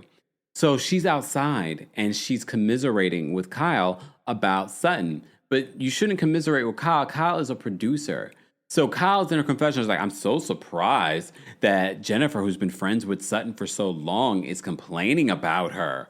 You saw what just happened? Wouldn't you complain about your friend too? And Jennifer basically says, this is probably why Garcelle left, because it's always about Sutton. But I told you during the after show, Jennifer Tilly was backtracking on what she says. She's like, I haven't seen it. I haven't seen it yet, but I don't think that's exactly what I said. Jennifer, you said what you said. Stand on it. This is not your friend. The end of their friendship is looming. I wouldn't be surprised that when they're not filming, they're not hanging out as much as they did before. Right? Oh, Millie says commiserate is the word of the week if you watch Traitors. But Michael Rappaport was using it incorrectly. Millie. He was using it incorrectly. He was using it incorrectly. Oh, Michael Rappaport. Oh. Again, we're about to get into Traitors, okay? So if you haven't watched yet, then you might want to turn this off and come back later, okay? Foxy says the backtracking was silly. I agree 100%. I didn't understand. I didn't. Jennifer, stand on it. I'm so surprised that Jennifer Tilly she's always been like a very sweet woman, but her being scared of Sutton, like what does Sutton have that you don't have? You seem to have a very good life from the Simpsons money to your own acting career to the gambling business that you get into. Like you don't need Sutton. So I'm surprised. I'm very, very surprised. Exactly. Amy says that Jennifer said it, but she felt bad after saying it. I don't know why. It's true. It's true. Stand on it. Stand on it. You're right. That came out as a truth, that this is why Garcelle left, because it always has to be about Sutton. And that's what happened at the reunion. That's why Garcelle left. It always had to be about Sutton. Sutton's throwing her under the bus. She's not showing a united front. And she's just like, I don't have any friends here. People, I hope, by this season are understanding more and more why Garcelle decided to leave. Josh says, in those words, Kemp, shout out to everyone. I had, to everybody, I had fun. No spoilers for me. I'll see y'all in 20. I'm about to get into Traitors. I get it. Some of you, it literally aired at 9 p.m. Eastern last night here in America. So some of you did not have a chance to watch it. I did. I am in. Let's just get into Traitors. So that's it. Look, Dorit says that she knows Sutton is working on herself and that she has her back. Lies! The lie! This season, it's not as bad as Roni's last season, but it's also not great. It's not a great season, and it's because they've decided to keep people that really have nothing going on. I'm enjoying Amanda for what it is. I'm enjoying Kathy Hilton and her little quirky moments, but that's it. What else is going on? Jennifer Tilly is trying to carry the show on her back, and this was never Jennifer Tilly's job. Bloomingdale says that Jennifer is loyal to Sutton because she brought her on the show, but she doesn't need the show. She doesn't need the show, but maybe she does. A lot of people assume they know people's situations, and maybe for her ego, she wants to be on this show and she likes it. I don't know, but I'm telling you this right now, Jennifer, the longer you're on the show, the more unlikable you're going to become to the audience, and I don't think you need that. But maybe she's seeing what's happened with Garcelle's acting in her career. And she's like, okay, maybe this will get me some more acting jobs. Maybe this will get me some more acting jobs. Oh, damn. Okay. Maybe it'll get you some more acting jobs. I don't know.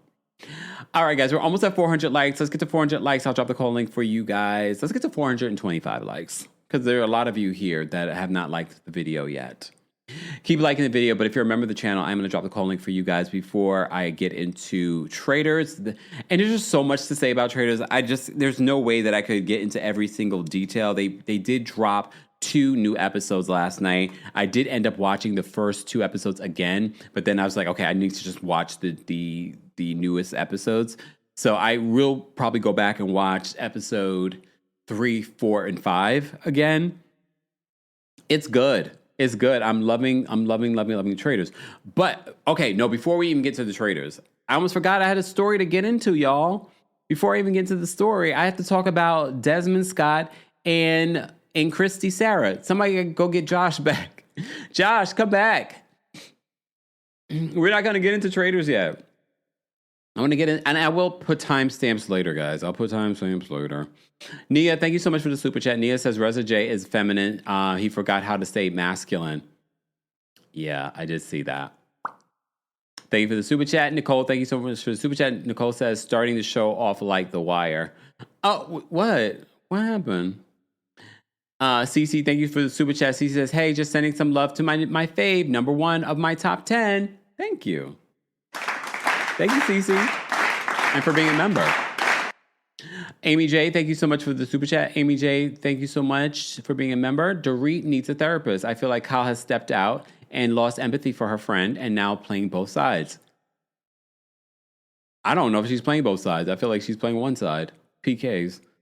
Way of Keith, thank you so much for the super chat and for being a member. I think Virgos have enough evidence for a class action lawsuit against Kempire. Hopefully we can get Miss Esquire as the lead attorney. All right, and then we are going to block Way of Keith. Abundance of Adrian, thank you so much for the super chat. Adrian says, Jennifer got a new role in School Spirits. See, from being on the show.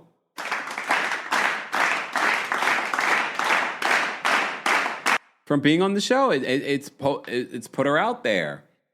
All right. Oh, wait, Josh is still here, y'all. Josh is still here. All right. Josh says, I believe Desmond to be a part of the broken wrist community. Not the broken wrist community. I don't want to slander, I swear, but that woman he was kissing, look, I had the same thought, but let's focus. Let's focus.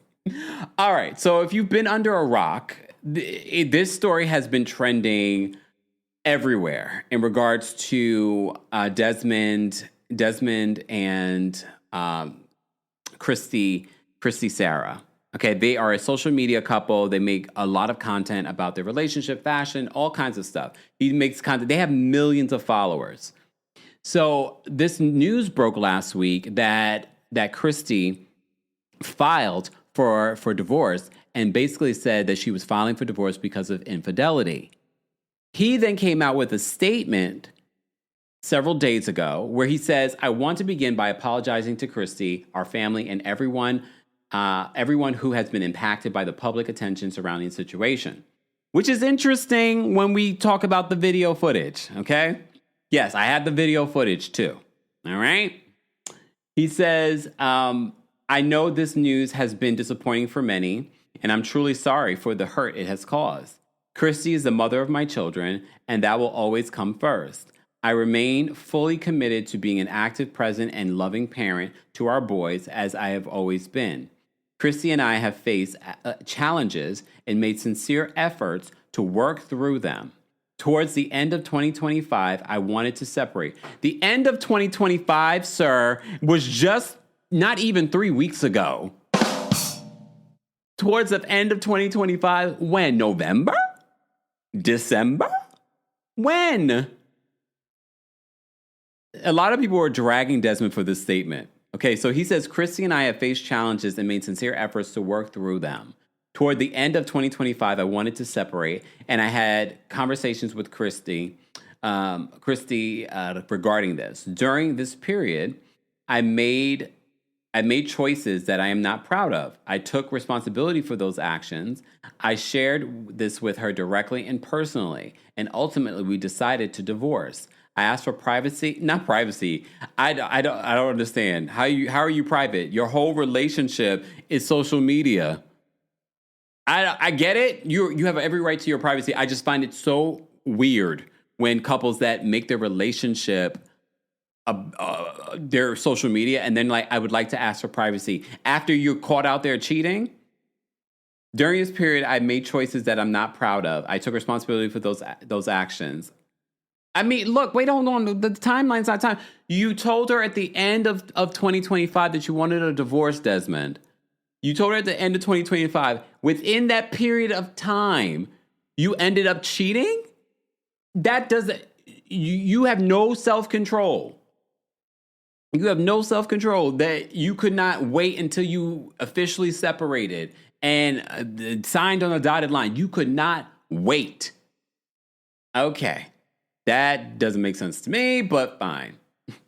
Thank you to everyone who supported us over the years. I'm grateful for the support and will continue sharing my love for cooking and the things that inspire me. I hope you'll continue that journey with me. This sounds like he was trying to do damage control because being called out for infidelity, a lot of the people that followed him were probably women and a few questionable gays, because that's what stood out to me. When they announced this divorce, so many people in the comment section were like, wait, was it a man?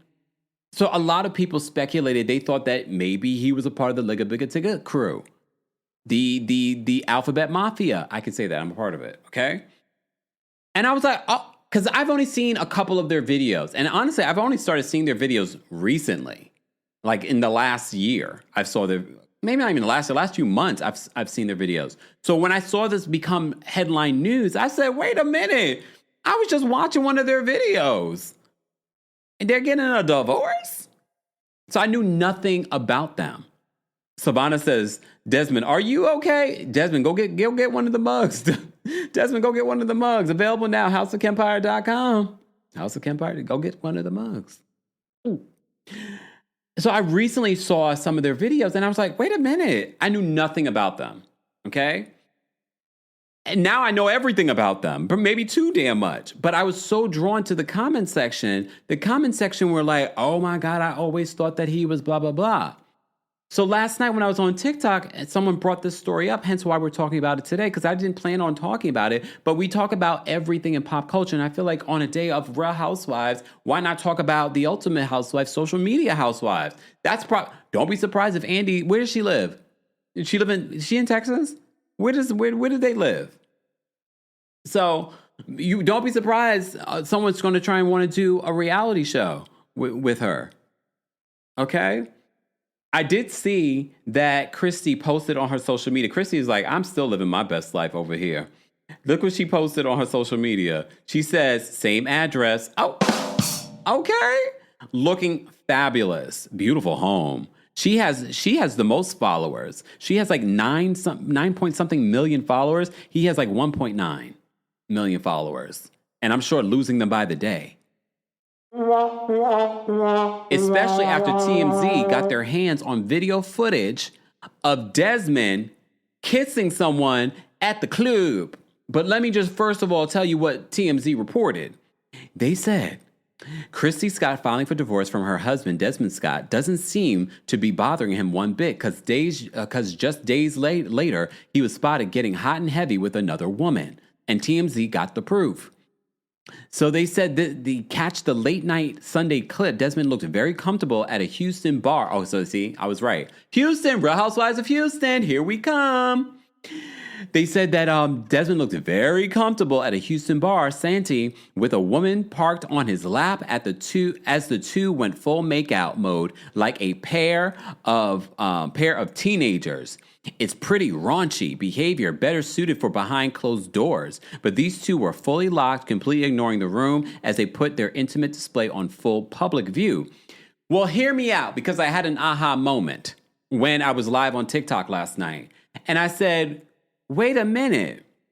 I said, is this a scheme that Todd set up for Desmond to come to us with the BS? Because I know Desmond probably saw all those comments where you guys were saying that he was a part of the Ligga Bigga Tigga alphabet community.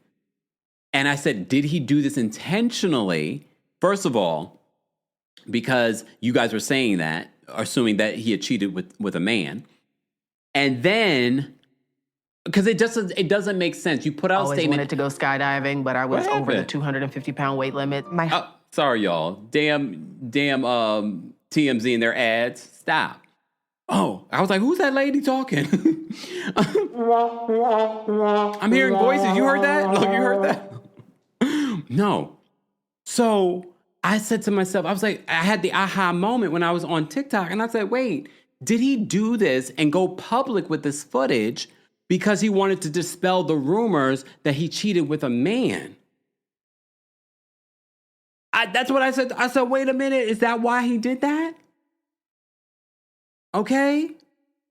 It wasn't YouTube apps. I have YouTube Premium. Don't play me. Don't play me. I have YouTube Premium. Okay? Claire says, what community? The Ligga Bigga Tigga Alphabet Mafia community. But I saw all the comments. I felt like the comments on all the blogs were saying it. So the fact that this video footage, because this is new video footage. This is not video footage before.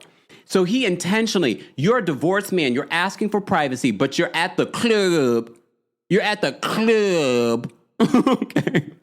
You're at the club kissing. Can we stop publications? Oh, a Houston model. Well, it's been revealed the Houston model is what Marissa Springer. She ain't nobody's model. She's as much as a model as any of y'all that go on there and take a couple of pictures of yourself and then you're a little pretty and you post them up on the Instagram. A Houston model. I ain't never seen her at any runway shows. Maybe she was. I don't know. Do you guys know who she is? Anybody know who she is? Is she a popular model? We got Houston people. Okay? We got Houston. Come on, Houston. Do you know who this lady is? I have her picture. I will say what Josh said. It did cross my mind. I was like, wait a minute. Hold on. Hold on a minute. But anyway, look. Welcome. No judgments. Either way, why did we need this display? I'm going to show it to you. I'm going to walk you through this scene, okay? All right. So what we're seeing here, let me pause it. This is Desmond. This is Marissa. She's not a mystery woman anymore, okay? This is Marissa sitting in his lap at the club, okay? Desmond, that's Desmond, who's still a married man. He is still a married man. Exactly. Ms. Parker said they use model too loosely nowadays. For a while now. It's been a few years where they've been using it loosely for a while. Sir Narcissus, I like your name. If Desmond lives here in Houston trying to dispel LGBT rumors, this ain't the city for the gays anymore. He might have a dude in Dallas or Austin. What? So when I come to Houston, I can't find a boo? Oh, okay. Noted. Look, noted. Hold on. B. Nicole says, I'm in Houston. I've never seen her or heard of her, but that jawline is strong. I was thinking the same thing, y'all. So let me go back through the video footage. Let's go back. So this is Desmond. TMZ got their hands on the video footage. We're playing under fair use, okay, for research and journalistic purposes. So, okay. She's sitting in his lap and he's slobbing her down at the club. Slobbing her down after asking us to give him privacy. He's at the club in an open space. So it's not even like if you go to certain clubs and there's like a booth or there's a VIP section. And maybe that is the VIP section, but it's very open. This feels intentional. This feels like he wants to make the world know he's not part of the Ligga Bigga Tigga crew. And for me, I feel like it's damage control. That's what it feels like to me. Okay? For this to come out. Oh, damn. Never mind. I just saw something in the comment section. Okay, let me focus. So, okay. They making out. Making out, y'all. Who's the guy that was in front of him? He's kind of cute. Who's the guy in front of him? What club was this? Everyone's dancing. Everyone's they're zooming in. Okay, TMZ. This feels intentional, y'all. Because why would you be making out at the club when your divorce is already very, very, it's everywhere. This is because I know some of you probably get frustrated with me when I feel like everything is a scheme that Todd set up for these people to come to us with the BS. But you would be surprised behind the scenes how so much is orchestrated, how some of these relationships are orchestrated. And I know some of you are like, but they've been married for so long and they had a kid. You would be surprised what people will do for fame. Y'all believe all this other stuff about these black artists, what they would do for fame. But the minute we bring somebody from the other side, like, oh, well, this is what they did for fame. Like, oh, I don't believe it. Really? So maybe he hired Olivia Pope. No, he didn't, because this wasn't smart. I honestly believe this is damage control. This is damage control. For those that are just joining us, we're talking about Desmond Scott getting caught out there with Marissa. Apparently she's a popular, I'm adding the popular word. Apparently she is a model, okay, that likes Erewhon. I know that drink was expensive. Apparently she is a model, a Houston model, okay? I feel like this was damage control. Because the amount of comments that I saw on every blog talking about this, where people were like thinking, oh, he's a part of the community, the LGBT community. So I think he did this intentionally to be like, no, I cheated with a woman. That's what I think he did this for. Because you can't, in the same breath, in this statement, ask for privacy, and then all of a sudden you're at the club making out with this random. You're a married man. You apparently asked for a divorce. I don't know if you asked for a divorce. That's not exactly what you said. You were having these issues at the end of 2025. We just got into 2026. Okay? So I'm not understanding the motivation in regards to going out to a public place. You could go to maybe because you ain't at the same address. Where are you staying? Are you staying at Marissa's house? Because Kristy said, same address. Okay, all right. Same address. Beautiful. That's a beautiful, well, first of all, she's beautiful, but that's a beautiful home. I'm more interested in the home. Yeah, so this was him this is him at the club making out with Marissa. A model. That's all I'm going to say. A model. Okay. I'm trying to find out who the guy is in front with the hoodie. Who's that? Who that? He's probably straight. This is probably a straight club. Okay. Someone took footage of them. I would not be shocked, y'all. Some people I saw in the comment section speculating that maybe it was Marissa, who is probably a failed model.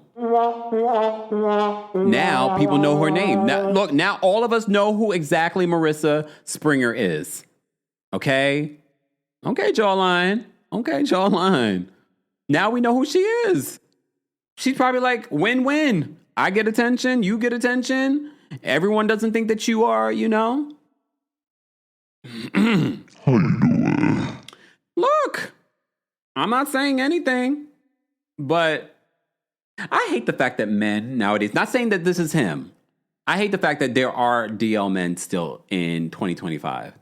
And I get it. I'm not telling you need to come out the closet, but I don't like it if you are being a fraud to women and putting women's sexual health in jeopardy. That's where I draw the line.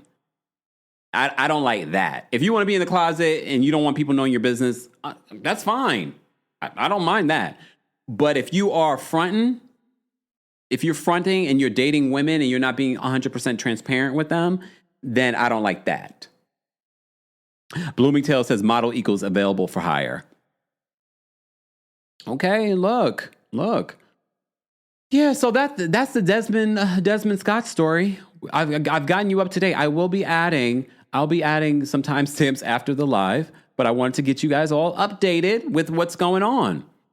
I didn't realize that there were men. It's still one of my stretch therapists tells me about the DL men. I was like, there's still DL men in part of y'all generation? But I guess, between cultures and, there are certain cultures that are still very homophobic. But I was just like, damn. Not Jerry Springer's daughter. Does he have a daughter? Oh. But I don't think Marissa Springer is that person. So apparently she's been identified. The woman that was making out with married Desmond Scott, who just announced that they were having problems towards the end of 2025. And he said he wanted to separate. But apparently she found out that he was cheating.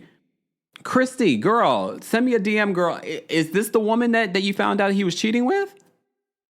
I don't know. All right, let me move on. I did drop the call-in link for oh damn, we got a lot of people backstage. I'm sorry, y'all. I want to talk about Traitors. Let me talk about Traitors, and then we'll get to the callers. All right? So buckle up. Don't go anywhere. Members. Let me say thank you. End up. Thank you so much. End up, a.k.a. Foxy Feline. Thank you for being a member for the Super Chat. End up says, what Traitors episodes are you specifically reviewing? I haven't had a chance to watch. Dropped yesterday. I'm reviewing the latest episodes. That's episodes 4 and 5. So just a heads up, spoiler alerts coming in. I'm not going to dig deep into the episodes, though. I will say this. Some of the fashions are really standing out to me. And I'm really falling in love with Candace's fashions, too. It's very campy, very kooky. I've seen some of the interviews that she's done. Candace, welcome back. Ms. Parker, thank you so much for the super chat. Ms. Parker says, Kempire, apparently they are Jehovah's Witnesses. Oh, yes. Someone said that last night on TikTok. The streets are saying that the only way to file for divorce in the religion is infidelity. Is that accurate? I don't know.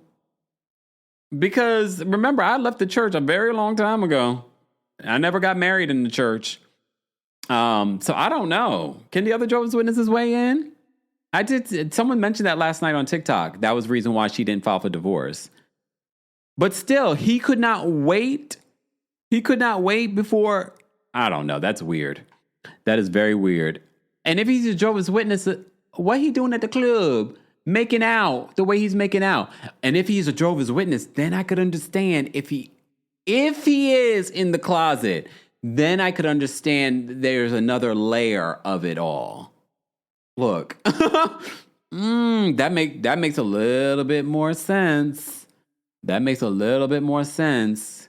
Oh, okay. All right. Okay. What in the Tyler Perry is going on? Hello. All right. Focus. So Traitors. Let's talk about Traitors. Spoiler alert.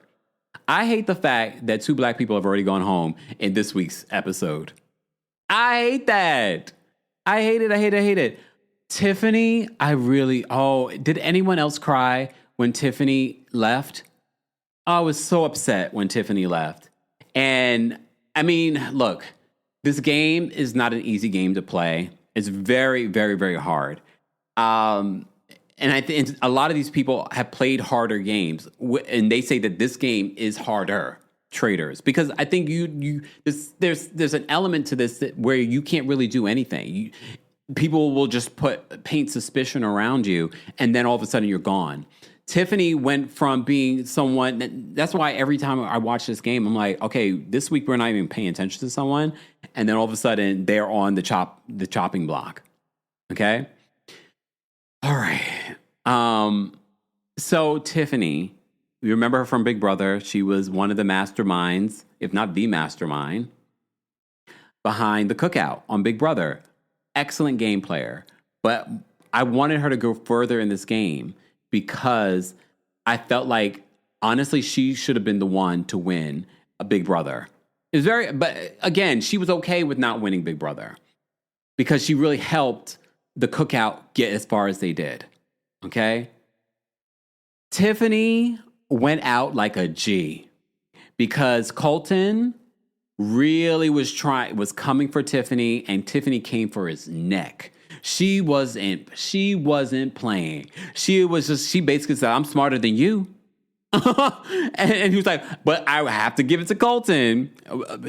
He's learning. He was quick with it. He was just like, and when she said, put my name down, because then she started getting in with Jam Jam. Jam Jam's fashions, we're not talking about Jam Jam's fashion. Dorinda's fashions this week, gorgeous. Of course, Alan Cummings' fashions, always amazing. Dorinda's fashions, I loved watching Monet exchange fashions. Monet was murdered this week. Oh, 2 black people went out this week. I didn't like that. Dorinda's fashions, I was loving. Jam Jam's fashions, I'm loving. Who else? I love that they're playing up the whole, being in Scotland fashions, okay? Kristen's white suit, she's giving. I mean, not even just the white suit this week. Her fashions are giving as well. She's from Top Chef. Monet says that she would make him sandwiches because she's a chef. So she would make him like these really amazing sandwiches at night. I love how they play off like at the end of the night that they're going up into the castle and going to sleep. They don't sleep at that castle, y'all. They only film at that castle. They do not sleep there. They sleep at the hotel. Okay? So, the UK celebrity version said that the round table is around an hour. I believe it. And then they cut it down. I'm loving Celebrity Traitors. I talked about that yesterday. So if you missed that, I did talk a little bit about Celebrity Traitors UK. That one is really funny. That's probably the funniest Traitors I've ever watched because just UK humor is top tier. Maura, oh my gosh. Okay, before we get to Michael Rappaport, I got to talk about Tiffany. Tiffany, she didn't expect that people were coming for her. And Colton came for her at the table saying that there's suspicion around her because of her connections to Michael Rappaport and things like that. Tiffany was off, though, in regards to who she thought was a traitor. She's like, oh, I think you're a traitor. She thinks Ron was a traitor.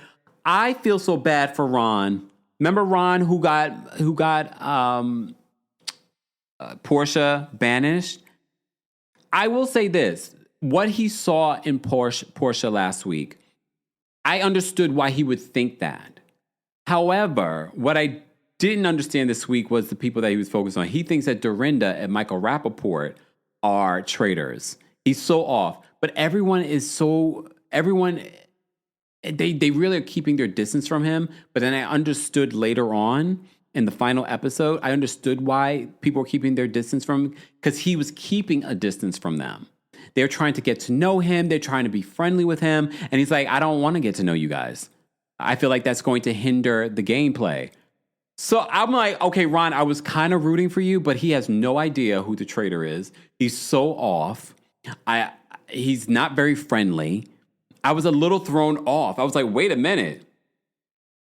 Because I was rooting for him. I'm a True Gem says Ron has valid concerns. I don't understand them picking on him. It did feel like they were picking on him at one particular point. I felt like he was alienated from the group until the end when he's going back and forth with Dorinda. And I was just like, oh, so they're not really alienating you. You're alienating yourself. You know what I mean? So you're keeping a distance from them. So that's why people do not feel close to him. But that orange jacket, that orange overcoat that he had on, I said, okay, Ron, I see you. That orange jacket. Miss N. Kesey says Ron has been wrong 4 times. But I will give him the Portia of it all. He doesn't know Portia. He's not familiar with Portia. I understood why he thought that she might be a traitor. However, he has been wrong every time. Every time he's been wrong. Guys, if you're just joining us, we're talking about the latest 2 episodes, spoiler alert, the latest 2 episodes of Traitors. First of all, oh my gosh, Tiffany, everyone started crying because Tiffany's like, I'm here. I want to win this money for my son. Even traitor Candace started crying. She's like, girl, don't cry. She's like, you crying, don't cry. And I felt for her because we all knew that she wasn't a traitor. Everyone was focused on her being a traitor. Yam Yam was just sort of like trying to chime in. She's like, I'm not talking to you, but I'm talking to you. He's like, but I'm not talking to you. She's like, well, you think I'm a traitor? She's like, put my name down. Put my name down. And then she says to Colton, put my name down. She was like, well, do you spell your name with 2 F's or 1? Dare I say Colton got her with that one, but she still went out with a G. And if anything, I hope they felt incredibly bad after she went up there and told them, I'm a faithful. But I will say after this week's episode, I was sort of like, Colton can go. Colton was almost as annoying as Michael Rappaport. But spoiler alert, Michael Rappaport goes home. And here's the thing. I know none of them felt bad after Michael Rappaport went home because Michael Rappaport was just annoying and distracting. Everyone at that table had the same feeling. Michael's got to go. I don't care if he is a faithful. I don't care if he is a traitor. He's just got to get out the castle. But what really was annoying, and they don't know this about Michael Rappaport, he has done and said problematic things, even recently in our New York City mayoral election. So this man trying to now apologize to Colton for saying that Colton, you of all of the people here could keep a secret, because remember Colton was in the closet for like 29 years. And he calls him out. He's like, oh, don't do that. Don't do that. Don't do that. That's not what I meant. That's exactly what you meant. That's exactly what you meant. What did you mean then? Sierra says that Michael was very entertaining, but I was happy to see him go. Why does Michael Rappaport eat his food like this?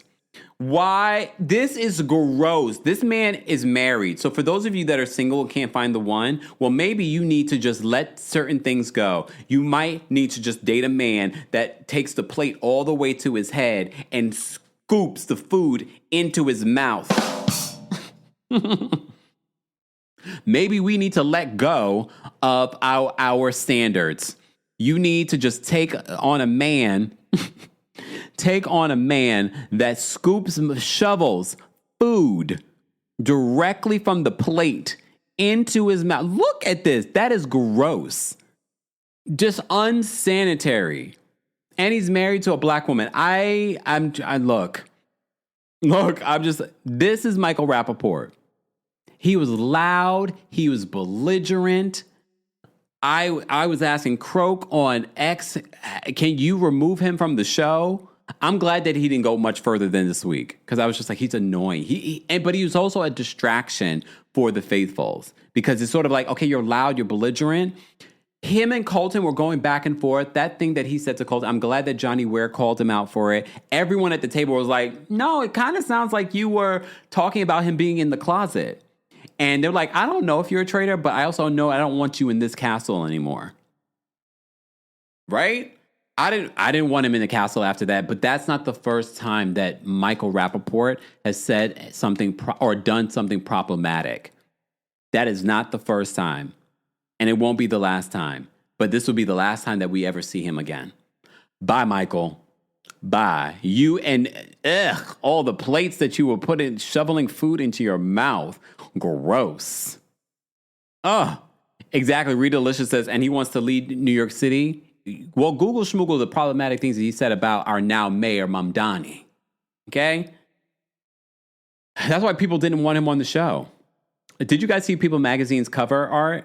Everyone's talking about Candace's wig. Well, I will give Candace this. Her looks from this week were so cute. This is last week. These were her looks from last week. I'm loving her fashions from Traitors. I'm loving them. Where's the other looks? Look at this. And look, in any other place, if this was Housewives, I don't necessarily love the looks, but it's so campy. It's so perfect. Oh, I love this look. This particular look with the gold. It looks like a gold robe set. And apparently they do their own makeup. I'm like, all right, I see you. All right, so they were on the cover of People Magazine. We've got Tara Lipinski, we've got Monet Exchange, the guy from One Tree Hill, I can't remember his name. Sir, your shirt is way too big. Look at that collar. Anyway, and was it Rob C? Rob C has done so many interviews since getting murdered on the Traitors. And I'm like, damn, I kind of wanted to see more of Rob C. I'm kind of mad that some of the gamers left, like Ian, because I want to see that level of brilliance on this show. So I'm kind of sad to see that they left so quickly. I really want it, especially going back and rewatching those first 3 episodes, like, damn, I kind of want to see them. But I get it. From the Traitors' perspective, these gamers are going to suss them out quicker. How are we feeling about Rob C?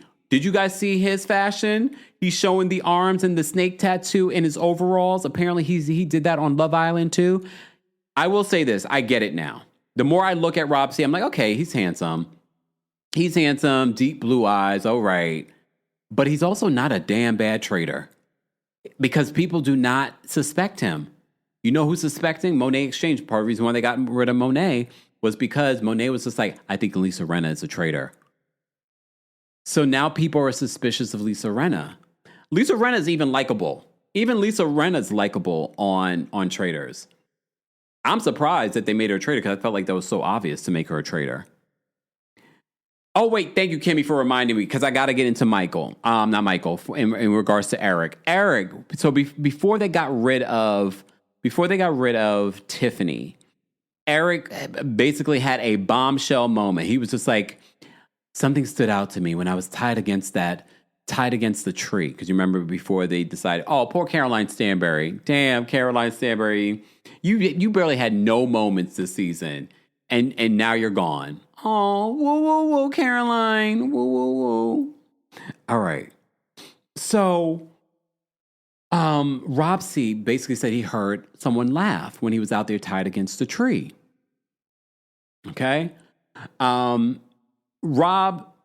C, the Rob C that I'm talking about is, unless you're talking about someone in the chat, Rob C is the one that got murdered, right? He got murdered. Alabama Rob is the traitor. Don't confuse me. Okay. All right. So Eric is like, I heard someone laugh, and it was like this big aha moment. And he was just like, and Tiffany, it was your laugh. It was Tiffany's laugh. It wasn't Tiffany's laugh. It wasn't Tiffany's laugh. I was like, oh my goodness.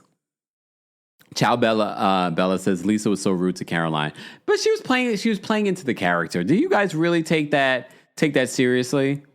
Savannah says that Alabama Rob is fine. He's good looking. He's definitely good looking.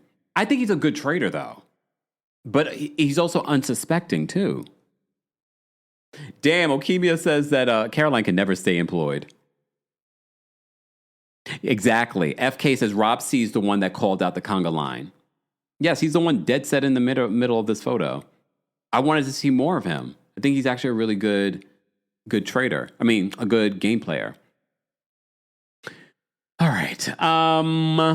What else did I want to mention? Okay, so Michael Rappaport's gone. That was a very heated. Everyone in their consensus felt like Michael Rappaport just needed to go.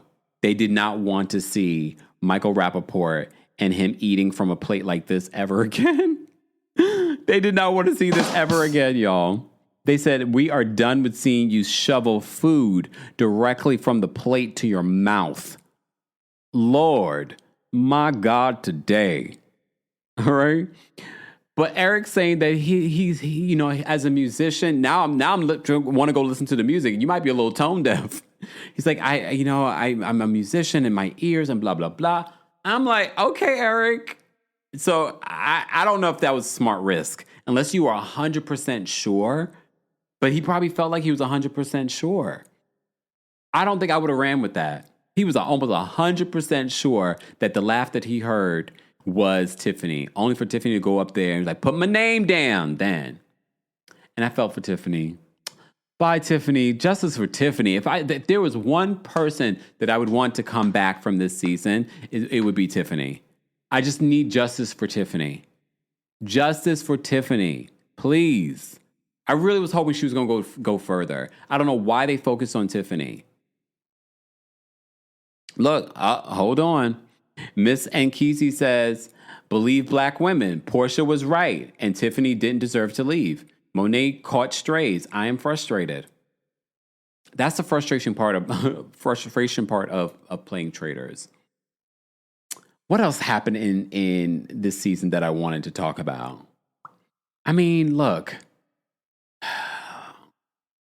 Who else? Who else would I want to talk? I'm trying to look through the cast that I wanted to talk about. For me, what stood out was Tiffany's exit. Maura could not stand Michael Rappaport either. She's just like, shut up, man. Shut up. Tiffany's exit was sad. Michael Rappaport's exit was happy. Yeah. It was a good week. I'm loving it. Everyone's saying justice for Tiffany. If you're part of the replay crew, if you agree with us, please share justice for Tiffany. Let's get hashtag justice for Tiffany trending. For those of you watching on X, 263 of you, put hashtag justice for Tiffany, hashtag the Traitors, hashtag the Traitors US right now. Yeah. Let me say thank you. No to Queen. Thank you so much for Super Chat. My voice is gone now, y'all. I've talked too much all this week. I've had a live every single day this week. Tiffany was the second black woman to be banished for something Michael got to skate by on. Well, you're right. If it wasn't for his comment at the round table, he'd still be there running amok. One thing, though, you saw how he and Tiffany definitely became friends. And you could see that he still was trying to support Tiffany even after she left. But that's about it. Leo Lady says, is Dorinda still on? She is, and she's very happy about it. But Ron believes that Dorinda and Michael Rappaport are traitors, only for him to find out that Michael Rappaport is not a traitor. Poor Ron. Ron's back and forth with Dorinda at the round table was a little awkward because I felt like, damn, Ron, you don't want to get to know them at all. I get it. Like, you don't want to get too close, but you're also alienating yourself. You're not building, part of the game is building alliances. So I could see them getting rid of Ron at some point. That's where he's messing up his game. On some level, it's a social game, Traitors. It's not just a strategic game. It's also a social game. Alexandra says Ron is always wrong. Shersa says that Ron stays wrong and strong, but that orange coat, can we all agree the orange coat was bussin'? Not bussin', you used that incorrectly, Kempire. I know. But I was like, okay, orange coat. Oh, see, that's a good question. Just Jules says, Kempire, do you think the one group of 4 took the shield? I don't know. I really don't know. I think the way that they set it up is to make us believe someone took the shields. I don't think so. If you guys have not watched Celebrity Traitors, you can watch it on Peacock as well. That is the UK version where they just do celebrities. It's so good. If you want like light fun, this is why I'm so loving reality competition right now, because it's not like Real Housewives where it's sort of like this toxic made up drama. Yes, they have their pre-produced moments in competition shows, but there is no focus on the personal lives. It's really just about the game. But the game got real personal in this week's episode of The Traitors US. It got real personal. I didn't like the comment that Michael Rappaport made about Colton being in the closet. I did not like that. I didn't like the interaction between Dorinda and Ron. That got really heated fast and cussing. I was like, ooh. Oh, hold on. Dr. Omar says that Ron is very smart, though. He won Celebrity Tournament Jeopardy, too. I can see that, but he's also not... He might not be diagnosed, and I don't want to diagnose him. I could see him being autistic on some level, and it might be part of the reason why he's not good with interacting with other people. But he's also a comedian, and some comedians, there's a little bit of that too, a little social awkwardness. Jamie, I have not watched the ending yet of the UK version. I'm sort of savoring it, so I'm going to watch it today. So no spoilers for Celebrity Traitors UK. So good, though. So good. It's such a light, funny show to watch. Oh, hold on. McKeezy says Alan confirmed that someone took the shield. Did he? Oh, I know. Jay says that Tiffany's management triggered me racially. I think there was more to Colton targeting her at the microaggression. We talked about this last week. I don't know if you were here, Jay. We talked about that, and I've seen it before with Traitors, and I feel like sometimes Black women, specifically in these competition shows, are targeted and are seen as traitors. And I do believe the subtext to some of that is racially motivated, that people that are not Black will not understand. Like, what is so suspicious about Tiffany? But again, we also have to remember we're watching an edited show. So there could be other things that we're missing that he saw. But Colton, I feel like is the next to go. Because the next one I want to go. Because I do find him to be very unlikable. Very unlikable. But he did get Tiffany with that. Do I spell that with 2 F's or 1? That's one thing. Exactly. Thank you, FK. Implicit bias. I don't think they realize it, but I believe it's there. All right. Right, this week we got 2 Black people out. It's Lana says that Black people are voted out first. Kimmy says Colton can dish it but can't take it. Go home, Colton. He's not very likable at all. He's not very likable. Deborah, thank you so much for the super chat. Again, if you're a member of the channel, I have dropped the call and link for you guys for those that want to weigh in on anything that we've discussed in regards to Real Housewives of Beverly Hills. We talked about the Traitors. We talked about Desmond and Kristy, their divorce, and him getting caught out there. We talked about a bunch of stuff. Live chat, we're almost at 550 likes, but I am going to drop the calling for you guys because I said 425. So thank you for almost over 100 of you liking the video since then. Deborah, thank you so much for the super chat. Deborah says Tiffany said on her podcast that she did not suspect nice little Candace at all. Rob C said the same thing, which is good. I love that. Candace is the star for me this season. She's really... yes, come on, Iron Truden. I did love Tiffany's response to Colton when he was like, do I spell that with 2 F's or 1? And Tiffany responds, Tiffany, like the company. She really stepped up in that moment. And even in her exit, she stepped up. So, Tiffany, you're a legend, girl. I was so looking forward to seeing more of you on this show. I really was.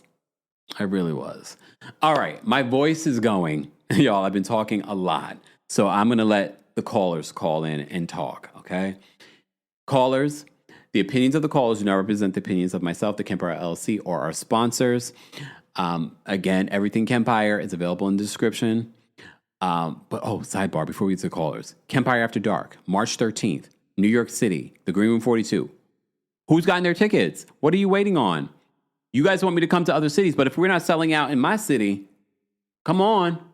Get your tickets today. There's also a live stream option. So the live stream will never sell out. That's unlimited. So if you are abroad, who's gotten their tickets? Let us know. Get your tickets today. More information on the Kempire After Dark live show. I'm telling you right now, I think you guys think what you get at the live. For those of you, pageant mommies in the chat, for those of you that have come to a live show, if you came to our DC shows or our Atlanta shows or our California show or our Boston show, let them know it is not what you get here. It is definitely not what you get here. And I'm just gathering all the tea that I want to spill at this show. So go get your tickets today. And I will see you guys on March 13th at the Green Room 42. All right, back to my disclaimer. The opinions of the callers do not represent the opinions of myself, the Kempire LLC, or sponsors. Everything that they say is alleged, and they will abide by the time limit. The time limit will be 1 minute. 1 minute. But if you don't have a minute worth of things to say, don't try and stay here that long. Okay? All right, live chat. I just dropped the call link for you guys as well. Toya's backstage. We're going to bring Toya up first. Toya, what did you want to share? Hey, Kempire, how are you? Oh, well, how are you? Good. I just want to say I had never heard of Kristy and Desmond Scott. I don't have TikTok. They're on Instagram. Maybe I had seen a video or two, but I never knew who they were until this whole divorce thing. And now they are all over my feed. I can't stop seeing them. I can't stop seeing their videos. And this is just blown up. Mm-hmm. Like, it's crazy how, like, TMZ is even reporting on it. And I don't know. It just seemed like the divorce is about, I'm not going to say that because they have a child together, right? Children. Boys. Yeah. Oh, okay. Well, that's not a good thing when you go through a divorce, but it seems like a lot more people are forced to know who they are if you don't have a TikTok or you weren't a follower. So maybe it will work out, for them. Or for her. We will for her, right? Yeah. Because he's the one who allegedly cheated. Mm-hmm. But yeah, I see them everywhere and I'm just like, who are these people? But anyway, thank you, Kempire. Bye-bye. Thanks, Toya. I agree. Like I said before, I recently got familiar with them right before this. I literally had just saw maybe like one or two of their videos, and now it's everywhere. And you guys have been asking me to talk about it, so that's why I decided to talk about it during our Real Housewives recap, because it's a Real Housewife with some real issues, and they have quite the following, both on TikTok and on Instagram. They have millions of followers, so it's not surprising to me that TMZ has picked up on it. And look, here we are. All right, Duchess D's backstage. Duchess D, what did you want to share? I got my mug, Kempire, and now I'm out for my walk, but I got me a mug. Oh, wait. I thought you got it already. I was like, wait a second. No, I ordered it. Oh, okay. Thank you. Yeah. So very quickly about the Traitors. I think both Ron and Lisa are approaching it as actors, right? I think Lisa is trying too hard to act her way, soap opera act her way through the show.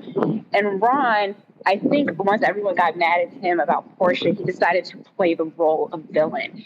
And I don't know if you watched the show Loot on Apple TV, but he's on there with her. And this Ron on this show is a stark contrast from the character he plays on that show. And then one last thing about the Traitors, the thing that stood out most to me about Michael's elimination is that, you know how usually when they find out they eliminated a faithful, they express regret, there's a lot of talking. Everyone was just like, okay, bye. Left, and that was the end of it. They didn't nothing. They even clinked glasses. So I'm like, yeah, Michael could go. I'm gonna rewatch it because you're right. Everyone just wanted to get him out of the. They wanted to get him out of the castle, especially after that comment. Yes, and Colton, watch it back because you're next. And I hated that Tiffany left too. I really wanted to see her go far, but hopefully we'll see her again in another game show and she can win it. Yeah, or just bring her back like they brought back Dorinda. Agree. They should do that. They can, if they can do it for Dorinda, they can do it for any damn body. Exactly. But that's all I got. Thanks, Duchess D. And that's the downside of doing something like that, because there was no real reason to bring back Dorinda. She just complained. I feel like justice for Tiffany because I really want to see Tiffany have a shot. Exactly. FK says they have over 10 million followers between the both of them. Yeah. And that's just on Instagram. I don't know how much they have on TikTok. All right. Noda Queen's backstage. Noda Queen, what did you want to share? Hey, Kempire. I'm mostly here to talk about Traitors. Okay. But I think that I find it really messed up that Ron has been mourning his mistake about Portia this entire time and everybody's against him, but we're ignoring Colton. Well, now they're not, but they were ignoring Colton for the Tiffany thing. Like, he's showed no remorse for being Tiffany. And that was messed up. Even the way he went about it, I didn't understand why he brought Tiffany up with literally no evidence. And I'm glad at least Maura, and I forgot who she was talking to, but they were like, why did we even believe him? Why did we go along? It didn't make sense. So hopefully they get it right in the future. Also with Ron, I think part of it is him not trying to get to know these people on a personal level is messing up his game because he doesn't know them enough to say, like him saying that Maura is a traitor because she's small and he heard light footsteps. Like, you would know Maura could be little and walk heavy. Yes, I know plenty of people that do. Yeah, you wouldn't know that because you're not doing that, like you said, the social game to get to know these people and make those types of judgments. Yeah. But that's all. You have a good one. You too, Noda Queen. Very good perspectives on Traitors. Tish is backstage. Tish, what's going on? What you eating? Some curry. Yes. Yes. All right. So as a Virgo, with a Taurus sun, May 11th, please go ahead. Leave us alone. wait. Virgo sun? Taurus sun, May 11th. Oh, you're May 11th too? Mm-hmm. Oh, okay. Well, Tish is my best friend then. Okay, go ahead. Yes. All right. We don't claim Sutton. I don't know what's going on for Sutton. I don't know where Sutton comes from. I think she's just an awful person, and that's just it. It doesn't even matter where she comes from, what it is. I think she's just an awful person. Yeah. Also, what I'd like to ask is, maybe Miss Esquire would know the answer. I'm wondering if Desmond put the part in his statement that says, I asked to separate before, because in Texas, you don't need to be separated to be like physically to be legally separated. So I'm wondering if he's trying to counter the whole cheating claim by saying that, well, hey, we weren't together, like in court, not necessarily for public opinion. Yeah. Mm-hmm, That's a good point. All right. Well, happy Friday. You too, Tish. Take care. I think Miss Esquire was backstage at some point. Miss Esquire, call back in. I'm sorry I had you waiting that long. Taurus with the T's backstage. We're going to bring her up next. Taurus with the T, what did you want to share? You're muted. Taurus with the T. Oh, she dropped out. Hold on. Let me see. Oh, wait, no, she dropped out. Let me bring up Keisha next. Keisha. Oh, Taurus with T got T-Mobile. The T is for the T-Mobile. And for those of you that are going to come on me, TheKempire, what happened to Verizon? Verizon's back up. We're back up. How's that reception doing? Anyways. All right, Keisha, what's going on? Hey, Kempire, how are you? I'm well. How are you? Good. Okay, two things. Yeah, I was shocked to hear about that Kristy situation. I kept on hearing it seeing it come across the timeline, and I had to look them up. I'm like, oh, okay, these are this little cute couple that always come across my screen. So I was. Uh-oh. Did someone just call you, Keisha? No, I can't hear you. Uh-oh. The T-Mobile strike again? Oh, can you hear me? Yes. Did someone call you? No. What happened? No, I don't have Verizon. Okay, go ahead. I'm gonna start the time again. Okay, so I wanted to show you something. Okay, the conversation that we were having earlier. Mm-hmm. So about I forgot the name of the lady who. Let me see. I'm gonna turn my camera on for you. Okay, so this right here. This is probably the amount that you would get. Oh, she showed me the ganja. Yeah. Oh, that's a lot of ganja, lady. I'm a grower. Oh, you're a grower. Don't mind me. Yes, I'm a grower. Oh. Here in Jamaica. So this right here. Oh, damn. Oh, so you're in Jamaica. No wonder the reception's messing up. Oh, wait. It's frozen now, Keisha. But that's a big bottle. Keisha, you're frozen. But call back in, and we could talk more about the weed. I don't know what happened. She froze, y'all. We'll come back to it. Let me bring Taurus with the T up while she still got reception. Taurus with the T, are you there? Hey Cam, can you hear me? Yes. I can't hear you for some reason, so I'll keep it short. Um, I was very happy to see the human shovel off of my screen. Michael is disgusting. I saw that early this morning when I was working out watching it, and I squealed because ew, who eats like that? Like the animal that he is. I was rooting for Tiffany, but since she got sent home, I want Candace to win now because she is playing it very good. And those tears can fool anybody because she cries at the drop of a dime. Yeah. And as for Sutton, I think Jennifer Tilly is gonna surprise Sutton in how their relationship transforms this season. What Garcelle may have been quiet about, I have a very strong feeling that Jennifer will air out. And I can't wait to watch it. And I hope the group turns on her. She goes back home to her mean mama crying because I want her off of my screen too. Bye. Bye. Wow. Damn. That was cold-blooded. Cold-blooded. All right. Let me go. Oh, wait. Did I drop the call link for the general audience? I don't remember. I'll do it again, just in case. All right. Let's bring up Amy J next. Amy, what did you want to share? I wanted to, hello, hey, Roddy. I wanted to share that I think Jennifer Tilly is really trying, because when I watched that after show, it was so awkward. Sutton seems still so mad, but I feel like Jennifer really was trying to say sorry, even though she did say it. I think they were going back and forth if she said it or not, because then she's going to say, why did you say that? I think Jennifer just wanted to say sorry. That was it, because she probably did feel that way, but she doesn't want her friend or, I guess, associate, who knows. Yeah. The Desmond and Kristy thing, I did feel like watching their videos were awkward because it seemed like it was kind of like a lot of, I didn't think it was funny. I'm sorry, I didn't like his laugh. Everyone keeps talking about his laugh. I gotta go back and watch. Yeah, I like his laugh, but I'm one of the people that feel like, because they got married so young, maybe this is the right direction it should go, because the way how long are y'all gonna play this joke of her just being really rude and you all saying it? I don't think it's funny. So hopefully stay out of clubs and stop just kissing random folks, because get yourself together, brother. That's all I can say. That's it. Thanks, Amy. So, yeah, a lot of people are saying it's the laugh. It's the laugh that makes you guys think he's part of the Ligga Bigga Ticket crew. All right. Let me bring up D. Nicole. D. Nicole, what did you want to share? Hey, I am in the grocery store. Can you come back to me? Yeah, I'll come back to you. Thank you. She's at the grocery store. Pick me something up. What do I want? I just went to the grocery store. Nia's backstage. We're going to bring up Nia next. Nia, what did you want to share? Hey, Kempire. Hey. How are you? Oh, how are you? Good. Okay, so I'm just going to say this in the most Canadian polite way. Sutton Strack, or however you pronounce her name, don't you ever come for my Canadian girl, Jennifer Tilly, ever again like that.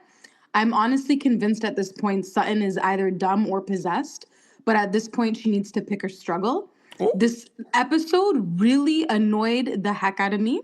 She's literally her one true friend, and she's going to have the audacity to disrespect her like that. And then on top of that, double down on it on the after show. Please exit. And honestly, just about the Traitors, I'm a huge Big Brother fan, so it was so emotional seeing Tiffany leave. Yes. But I love the way she shaded Eric and Colton on her way out. I don't like Colton or Michael, but Michael knew damn well what he was saying. So yeah, he can just exit left with his Zionist self and have a great rest of your day and Nia. weekend. Thanks, Thank Nia. you. Take Bye. care. Bye. Yeah, everything she just said. Look, everything that she just said. And look, in regards to Sutton from Real Housewives of Beverly Hills, Sutton's giving bully. That's the energy she's giving. She's definitely giving bully. And I agree with Erica Jane when Erica Jane said that you kept on bringing up my ex-husband's things. We're going to keep bringing up and talking about Avi. I agree. All right, let me bring up Amina next. Amina, what did you want to share? Amina, are you there? You're muted, Amina. Oh, hi. Can you hear me? I can hear you now. What's going on? Okay. I just want to speak about Traitors. First of all, I don't know why Colton thinks he's like a traitor catcher. Like he literally got lucky catching one traitor.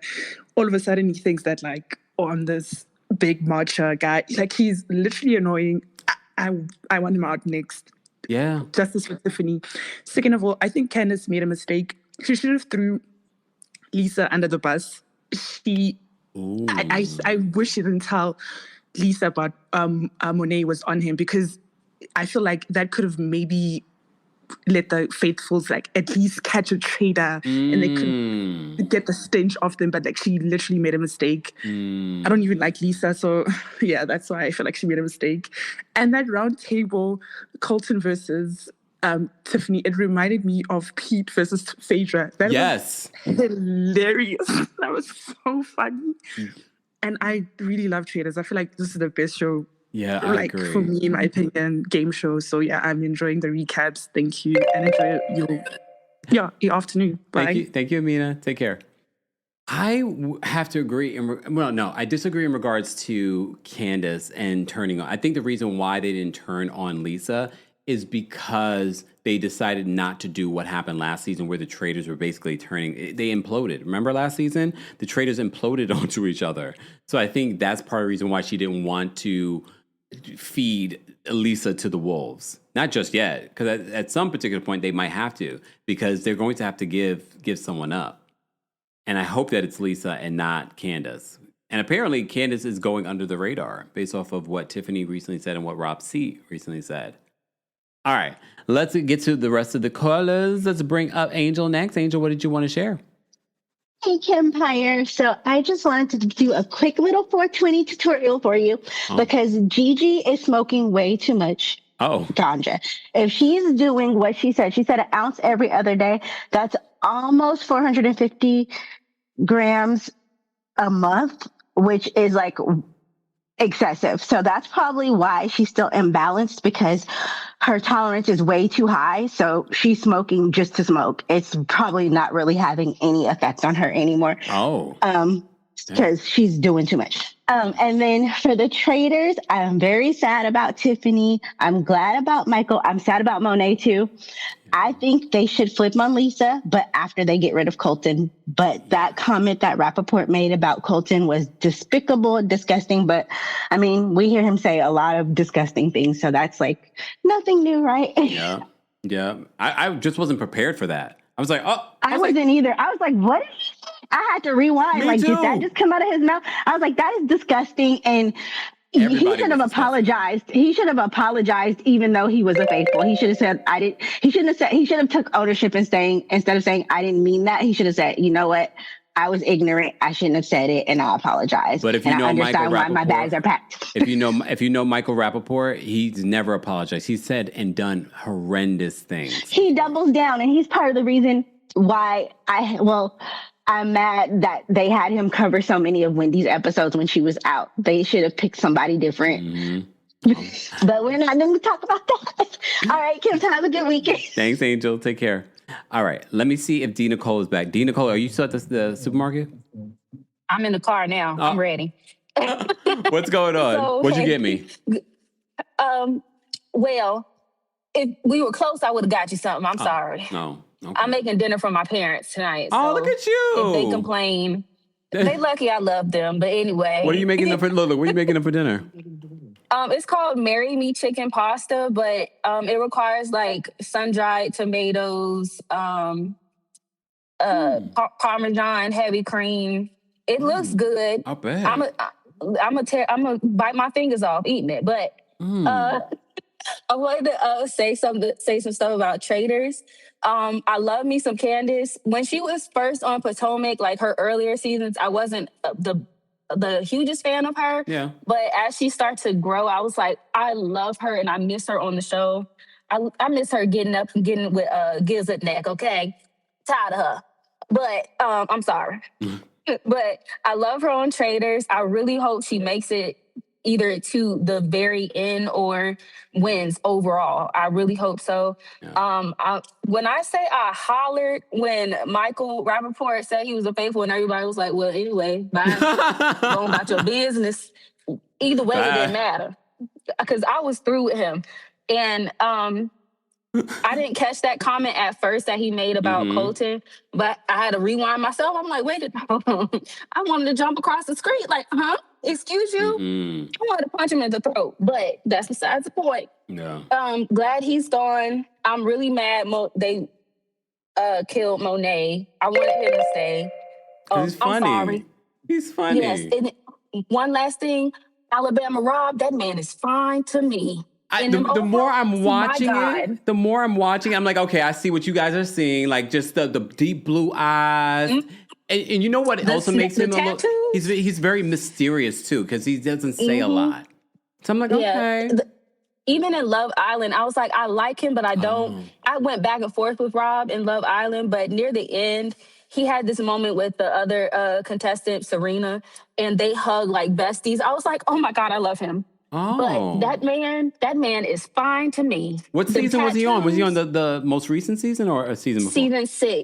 Season 6. Okay. All right. Yes. I'm not going to go back and watch it. That's the best one in my opinion. Oh, is it? Oh. Yes. Okay. Absolutely. All right. But thanks, Kim. Love you. Thank you to you, Nicole. And have a good time tonight with that meal. That sounds delicious. Now I want pasta. But I have food already. Okay. I'm gonna tell you how it is in the comments. Thank you. Send me a picture. Bye. I will. I do want to see it. I really do. I've never heard of that before. That sounds delicious. All right. Let me get to these last couple of calls. Guys, you're just joining us. We are talking about a bunch of hot topics from a bunch of reality shows, really. But we did talk about the hot topic in regards to Desmond Scott and Kristy Sarah. And we also gave you an update in regards to Real Housewives of Beverly Hills. We've talked about The Valley, Persian Style. And we also talked about Traitors. All right, let's bring up Mara. Mara, are you there? Hi, Kempire. How are you? Oh, well, how are you? I'm okay. I've missed your voice. Oh, thank I've you. missed the live.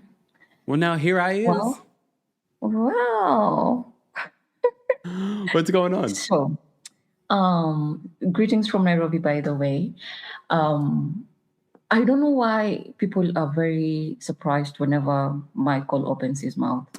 Has a foul mouth, he's disgusting. He's just one human that you can never understand where his mindset is. I mean, oh God. Gotta show the picture. You know, people, this is who Michael Rappaport is. This is how we will remember him. He says the weirdest shit under the sun. And there's no excuse. And it's just a piece of shit. Anyways, for Sutton, I feel sorry for the friends that regard her as a friend because she's so self-absorbed and entitled. Yep. She is oblivious when she hurts her friends. It's like she talks fast and thinks later. I really feel sorry for Jennifer.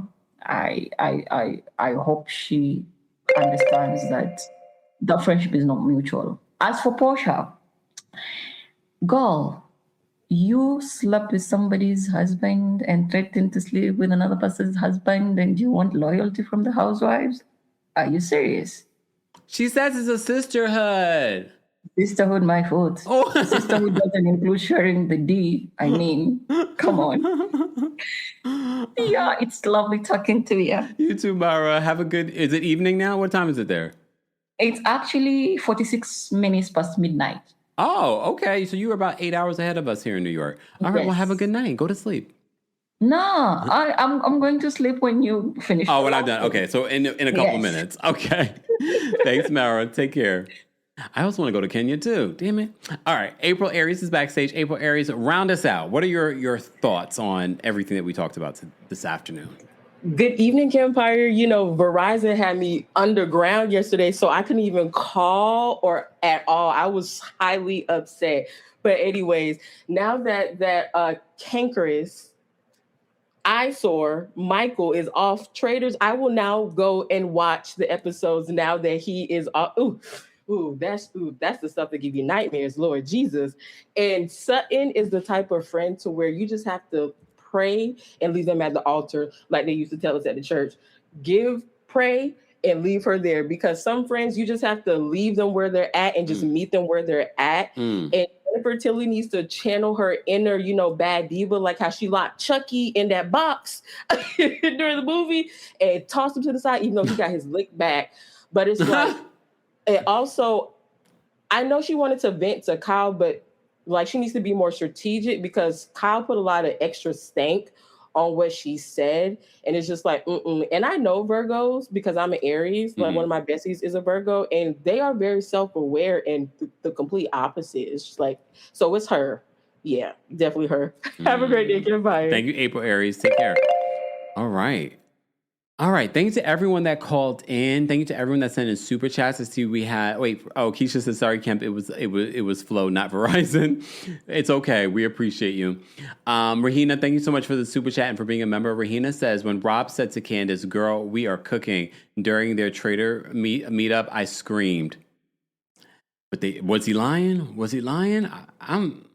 I'm really excited about this season of Traitors. It will be very interesting to see what will happen going forward. They released 2 new episodes for those that may have missed it, and you still watch this despite. That's fine. You already got the spoiler alert, but we appreciate you all being here. If you haven't liked the video already, be sure to like the video. If you're part of the replay crew, be sure to like the video, subscribe to the channel. Let us know your thoughts. I will be adding the timestamps once I've meditated. I'm going to go meditate, and then I'll come back to my computer and I will update the timestamps for those that want to watch and go to certain stories.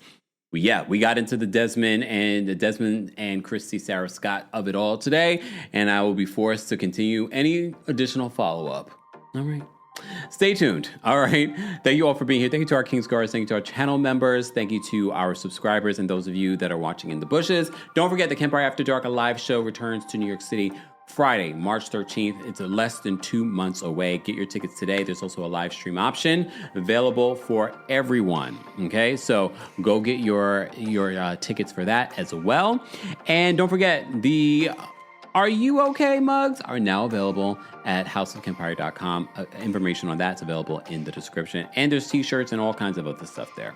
All right, everyone, have a great rest of your day. I will see you all later. Bye, y'all. And be sure to check out everything you missed this week. We've been busy this week. Thanks for tuning in to Kempire here on the Kempire Radio Network. Don't forget to give us 5 stars on Apple Podcasts and on Spotify. For more information on the podcast, head on over to KempireRadio.com.